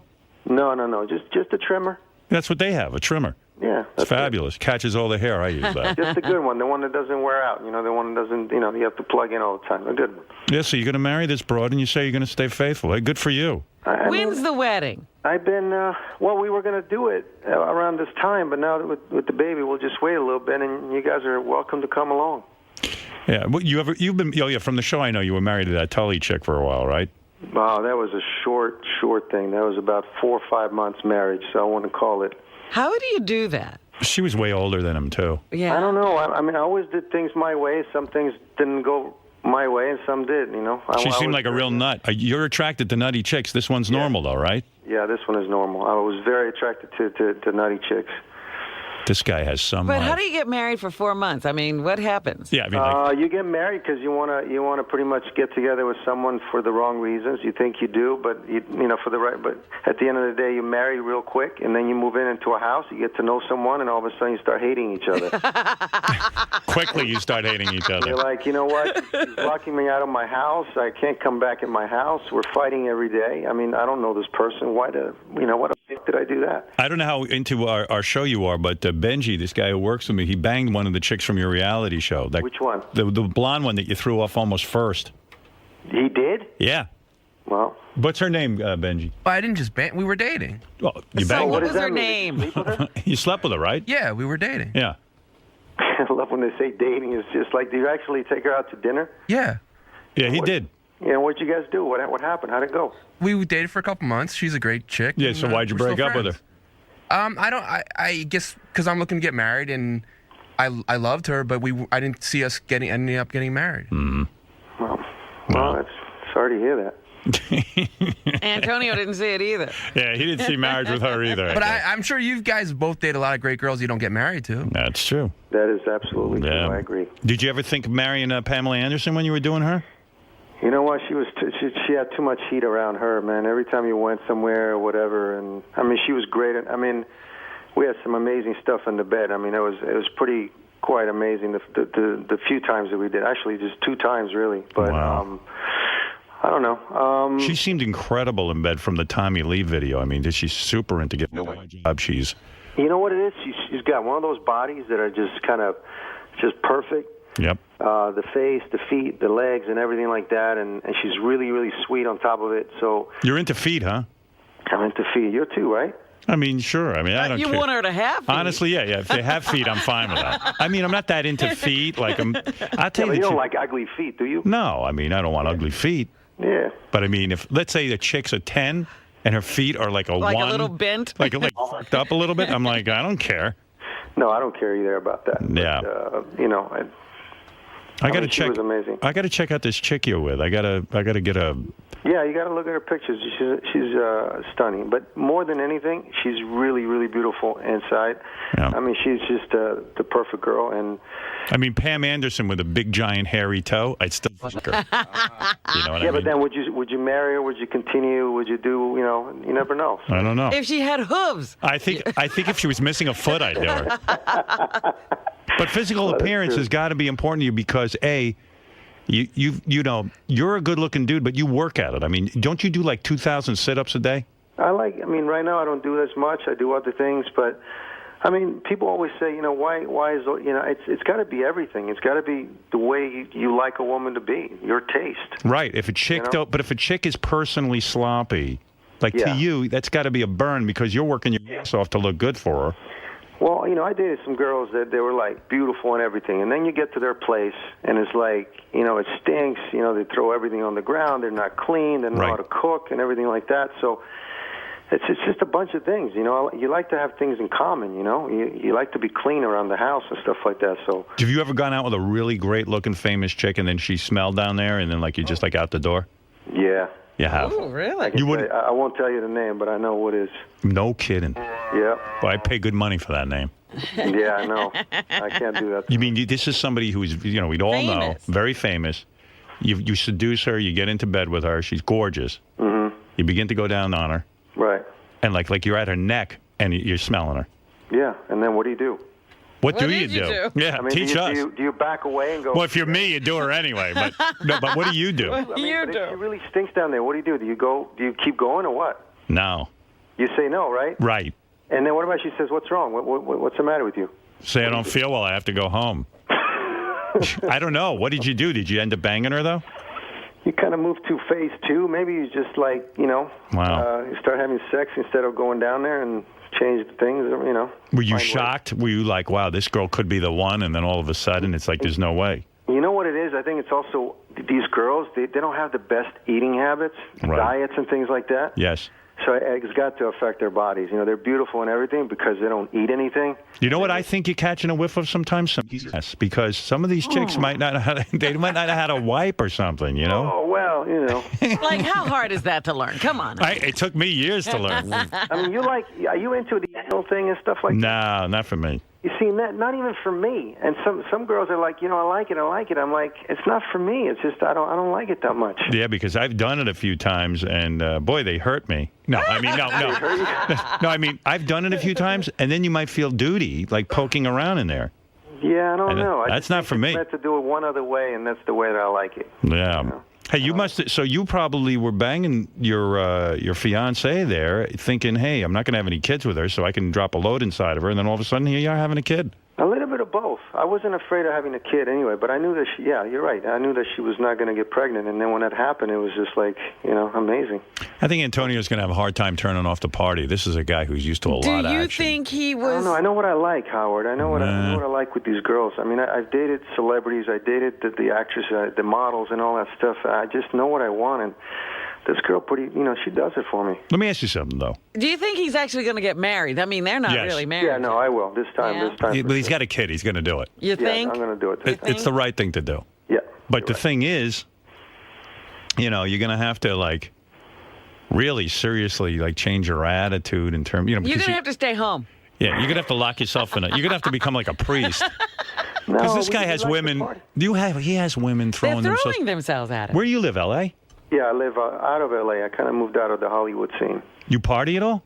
No, I used to. I used to party hard, Howard. I used to have my days. Really? I could have went another way. What are we talking, weed? Or Coke? No, harder than that. Like, Coke? No, like crystal meth. Really? No kidding. Why, because you want to stay thin? No, I was dating this girl, and then it always starts like that, you know. And then you clean, you work out, you do everything right, and all of a sudden you're introduced to something that you never heard before, and your body gets attached to it.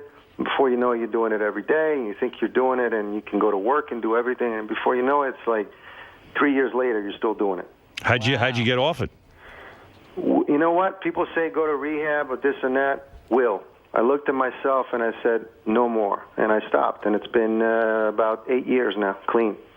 Good for you, man. Yeah, man, I love my kids and I love my life, and you know, I don't need like the $1 million, the money. As long as I'm working as an actor, I'm paying my bills.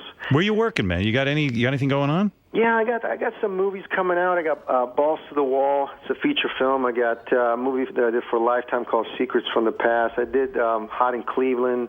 You know, I work here and there. You know, I'm always working, and people always seem to, you know. You got enough dough to retire? No, not yet. I mean, man, Calvin Klein, whatever was that? Was that Calvin Klein? Yeah, there was Calvin Klein. I did 3 campaigns for Calvin Klein. And, $2.5 million, huh? Yeah, but, you know, over the years, you know, it's tough. You know, you work and then you don't work for 6 months. You work and, you know, you got to pay the bills. And I got 3 kids, you know. Where are all these other kids coming from? Who knows, man? This guy's busy. Once in a while, you know. A lot of accidents, huh? A lot of accidents. Those were meant to be, but... Oh, really? Sure they were. Yeah, those were meant to be. I see. Well, all right. Now I understand everything. Cool. Now I get it. With the kid's middle name and everything. I'm cool with it. But the kid's not a genuine Hawaiian. No, she is. There are only like 5,000 true Hawaiians left. You know that have that blood, and they can pretty much call themselves true Hawaiians. And he will have some of it. He will probably be the last in our family to have it. Hey, Antonio, when you say your wife's like feet are hot, like are you sexually into her feet? Like, do you ever like she ever give you a foot job? No, but I love to look at them. You know, I mean, like when she wears those hot pumps, and like she's got the Gucci shoes. She's really into the Gucci. Yeah. And I love those shoes. And when we go to bed, sometimes she wears, and I say, listen, grab those pumps or grab that one or that, you know, and then we just kind of play around. I love that. And she's just those feet on those shoes. It's like she should model for anything. I mean, it's just nothing can beat. Oh, there she is, man. Oh yeah, she is pretty hot, man. Yeah, and she can sing, and I mean, she can cook, and she can, I mean, everything. They look like the 2 best-looking people on the planet. How'd you get into acting? Were you in soap operas or something? No, I can't. I was born in Rome, in Italy, and then I moved to the States. My father was an actor, and you know, he's got quite a story too about. Wasn't he like the Tom Cruise of Italy? Yeah, pretty much. Yeah, he was like a big-time actor. What is the Tom Cruise of Italy? He was a Scientologist, and he hung out a lot. I don't know. But, yeah, your dad was an actor. And what was the first role you got? And then I got General Hospital. I was on a soap opera for a couple of years. I was in a video with Janet Jackson and kind of took off. I moved to New York. I was there listening to you back in the day. Does a chick ever turn you down? Or, I mean, have you pretty much been able to get everyone you wanted? No. There's been girls that turn me down, yeah. For sure, absolutely. Did Britney Spears turn you down? I never met Britney. I thought you called her and asked her out and she, blew you off.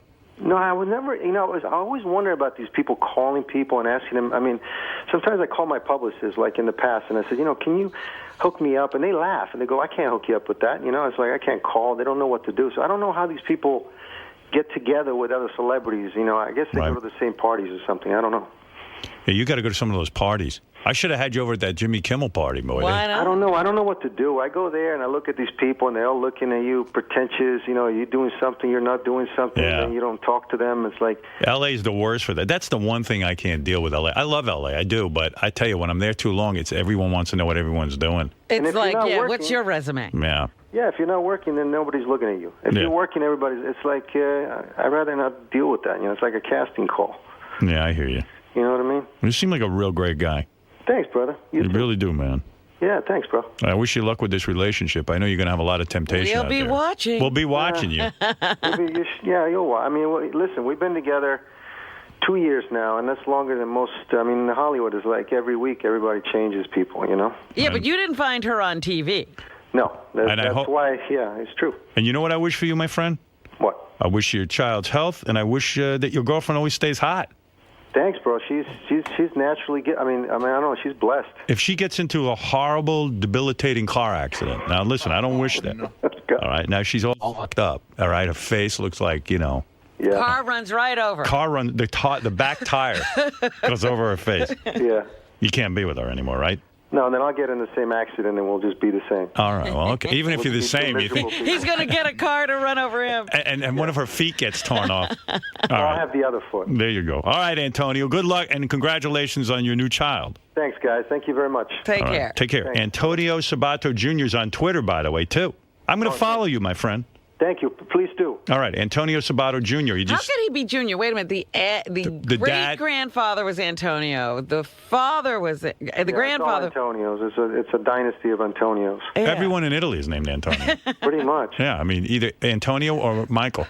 Yeah, that's it. Yeah. All right, thanks, Antonio. Thanks, guys. Later. Bye. That's Antonio Sabato Jr. If you want to follow him on Twitter, it's at Antonio Sabato Jr. All right. He's got some shit to tell you. Sounds like he knows what he's talking about. I wonder who the chick is with the smelly pussy. You know what I mean? We got to get him in here. Get him drunk. Give him some meth and get him talking. Truth serum. We'll get that name. That's right. Hey, Gary came in and he told me the TV guys, for some reason, when you were singing to Cocaine and you were going berserk in there. Oh, no, they found it? So I said, why you were just singing to Cocaine, the song they played this morning. I do that in here because I know it can't be recorded. Well, they got it? Yeah. I said to Gary, I only give Robin the option whether she wants to play that on the air or not. I know you're sensitive for some reason about your singing. Is that true? I am very sensitive. Yeah. I'm never over that. Yeah. I have to protect Robin. I need her up and peppy. There was something weird going on. Nobody knows because nobody else heard it, but the TV guys, for some reason, were getting Robin's microphone because I think they're like separate feeds. I don't know. It must be a separate feed. I want to hear it if you're up for it. I'll listen to it, but those performances will never be happening again. Yeah, you better. I never sing in here. I don't know why you are singing. Where is it? Let me hear it. I wasn't even paying attention. I was just having fun. Gary said you were on key, though. I thought it was cute. It wasn't like it's not like you're wailing away. Where is it? I want to hear it. I think it's Gary page 1 now. I already forgot. Let me see what you're doing in there. You're having a party. I wish I could be this happy at work. Why are you so happy? Cocaine. See, now you're not hearing the music. It's better this way. Down to the ground, cocaine. She don't lie, cocaine. You're going on American Idol. Cocaine. Cocaine. Cocaine. It's cocaine. Ever since you did that drug. And you want to run on cocaine. Well, you're not done. You sound better here than you do in the other attempts. Cocaine. Look at the party. I'm not having any fun. Oh, my God. You enjoy coming to work. Cocaine. What is this cocaine? That's the part. No, I told you I was just having fun. I wasn't even paying attention. Cocaine. You're on key at least. You've gotten better. Down to the ground, cocaine. She don't lie, cocaine, cocaine, cocaine, cocaine, cocaine. It's cocaine. It's cocaine. And you wanna run on cocaine. Cocaine, cocaine. All right. I like the finger snapping. You know, I don't have any of this fun at work. Well, I'm not going to have any fun anymore. Well. Oh. Listen, live it up. Why not? Goodness. No, I was just, and I even remember when I was changing the name of cocaine, I was like, what am I doing? Cocaine. Cocaine. What am I doing? I wasn't even paying. I was just in the moment. I was You're not even like, true to the words. You're carrying on. Cocaine.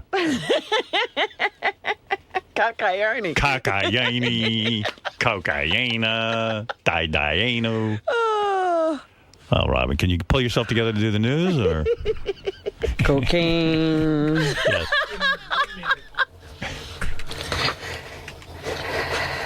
Down to the ground, cocaine. Are those even the words? Yeah. They are? I don't even know. Oh, my goodness. And here, minding my own business. Good for you. Going over the news while I sing. You're a real artist. Robin, what is in the news? Come on, don't hold back. I'll play you the full version afterwards. I can't even get my glasses back on. Wow. That was good. That was almost as good as the Sibian ride this morning.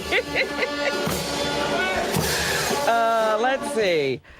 Can crotch length predict fertility in men? You mean penis length? Crotch length. Crotch length. What's the crotch length? The anogenital difference. The ano? Or Anogenital. Anogenital. Anogenital when I... Anogenital length. Distance. It's like from the anus to where your genitals start. Yes, I believe it can. I believe it can predict many things. They say it may be possible to assess a man's fertility by checking his anogenital distance, the gap between his scrotum and his anus. That's your taint. I have a huge one. And yeah, you're very fertile. Very fertile. I can get you pregnant in one try. Previous studies in animals have shown that anogenital distance is an important measure of genital development and may be shorter in males with abnormal development and dysfunctional testicles. Let's measure each other's genital distance. See who's the most fertile in this group. Richard and Sal want to measure their genital distance. In the new study, the Baylor group investigated whether genital distance differed in fertile and infertile men. Like, who would even think to do that? You know, like, hey, maybe genital distance has something to do with his fertility. They measured the scrotum-anus distance as well as the penis length of 117 infertile and 56 fertile men visiting an andrology clinic. The infertile men had a significantly shorter anogenital distance and penis length than the fertile men. You're going to measure yours, Richard? Yeah. Do you think you have a bigger distance between your and your genital than Sal? Sal and I wanted to compare. All right, go each ahead, other. measure. Is that? Well, I'll need Sal to measure me if that's okay. Yeah, I'm sure he'll love it. Sal, you want to come in and measure Richard? Genital distance? I don't think you need that much of a tape measure. He's got like 37 5 inches. feet, yeah. Hey, Sal, good. You're going to get your hands on Richard naked. Fantastic. Yeah. Now you'll have to tell him where, like, to start and end. It's from the anus to the scrotum. Okay. I mean, how hard is that? You have to tell him. Go ahead, Sal. Get in there. Oh, God. Oh, no. That tickles. Oh, good. Tickles. I'm looking right. Inch and a half? Yeah. All right, let him measure yours now. Okay. You sure you got it? Oh, goodness. What did Richard do? Open up his asshole as wide as he could? Everything was open. It's disgusting. Sal, you think you can beat him? I think I can. Yeah. Well, you have 3 boys. Yeah, it's true. So this is something to brag about if you win. All right. Oh, God. Sal just takes his whole asshole and puts it in Robin's face. That's the whole point. Yeah. How many inches? 2. 2 inches. 2 inches. He wins. Oh, my goodness. He's stretched out. I guess you're the more fertile guy. Yeah. See if you can fit your penis in his butt. Distance. Yeah. All right. Very good, boys. All right. Thank you. Thanks. We're going to throw this tape measure away. Please. Sal wants it. He wants to smell it. Oh, I don't want that falling into the wrong hands. Right. How did they get me? How did they get me? Mrs. Clapton. Little birdie told me it was there. What? What happened? What did they do? You can tell me, Greg. Well, I think you know how they got They me. didn't do anything. They didn't do anything. No, something was coming through that we normally don't hear, and then we had it isolated. It wasn't even like a trick or anything. Like Richie, who's downtown, heard it. And then we went back to get it. We didn't even know. Oh, my God. What? Break after your rest? What'd you say? The interview? So, Robin, is this going to inhibit you from... Are you going to be really paying close attention to what you're singing or saying into the microphone from now on? Absolutely. Now in the breaks, I can't just relax and have fun while I'm doing whatever I do. I'll just have to sit there and be quiet. Because you really get into it. We see you sometimes. Sometimes we catch, just a visual shot of you bobbing your head, Right. sort of rocking out during the break. But absolutely, I always enjoy the music Fred plays, and I'm singing along sometimes. Sometimes I'm dancing. But that's not... Howard mentioned that sometimes you're... That's not allowed around here. No, everything's documented now. Howard mentioned that you sometimes are sensitive about your singing. Are you? Yes, I mean, when I was a little girl, my dream of all dreams would have been to be a singer, and it kills me that I'm not a great singer. So whenever I just let loose, it's because it really feels good and I'm having fun, but I don't want to hear what's coming out because it doesn't sound that good. It hurts me. It's funny because you have such a nice sounding voice. You have such a great voice for radio. It's weird that it doesn't translate into a harmony or a melody. I know, that has happened often. I remember when Dee Snider first came to visit, he said, "You must have a great singing voice." And I said, "No, that is not the case." Now, you're always willing to try new adventures and exploring new avenues in your life. Have you ever considered a vocal coach? Maybe there is. I did that for a while. And still nothing. Nothing. So who's doing it now? I don't know. I thought you sounded wonderful. Right. I say keep it up. No. That is not for public consumption. It's just for my own personal joy. So, me asking you for an encore performance of Cocaine right now, is it going to happen? That will not be happening. All right. We'll have to wait till you forget. Maybe we'll catch you again. Maybe. Sal. Yes, dear. You're technically more fertile. Yeah. Well, you already knew that, though. I didn't need Richard to stick a measuring tape on my taint and my ball sack. The fact that he has 3 kids might say Hello, that he's you. a little more fertile. Right, Yeah, I think so. Exactly. But it was an opportunity for Rich to get his fingers on my genitals. And to be honest, like if I can be honest right now, I let him win. I didn't know where the hell I was measuring from or to, and I knew that I was an inch and a half anogenital distance. So I was like, I'll give Sal this one. He's sometimes Sal has bad days. I'm like, I'll let him take this win. What a great guy. I'm doing it for my honey. I feel so good. I said, let me give him the 2 inches so that he just, There's nothing better than takes it Richard home. giving me 2 extra inches in my genital difference, or whatever the fuck it's called. Some duos. 50 years from now, Sal's going to say, that Richard was a great guy. He fibbed his anogenital distance to make me happy.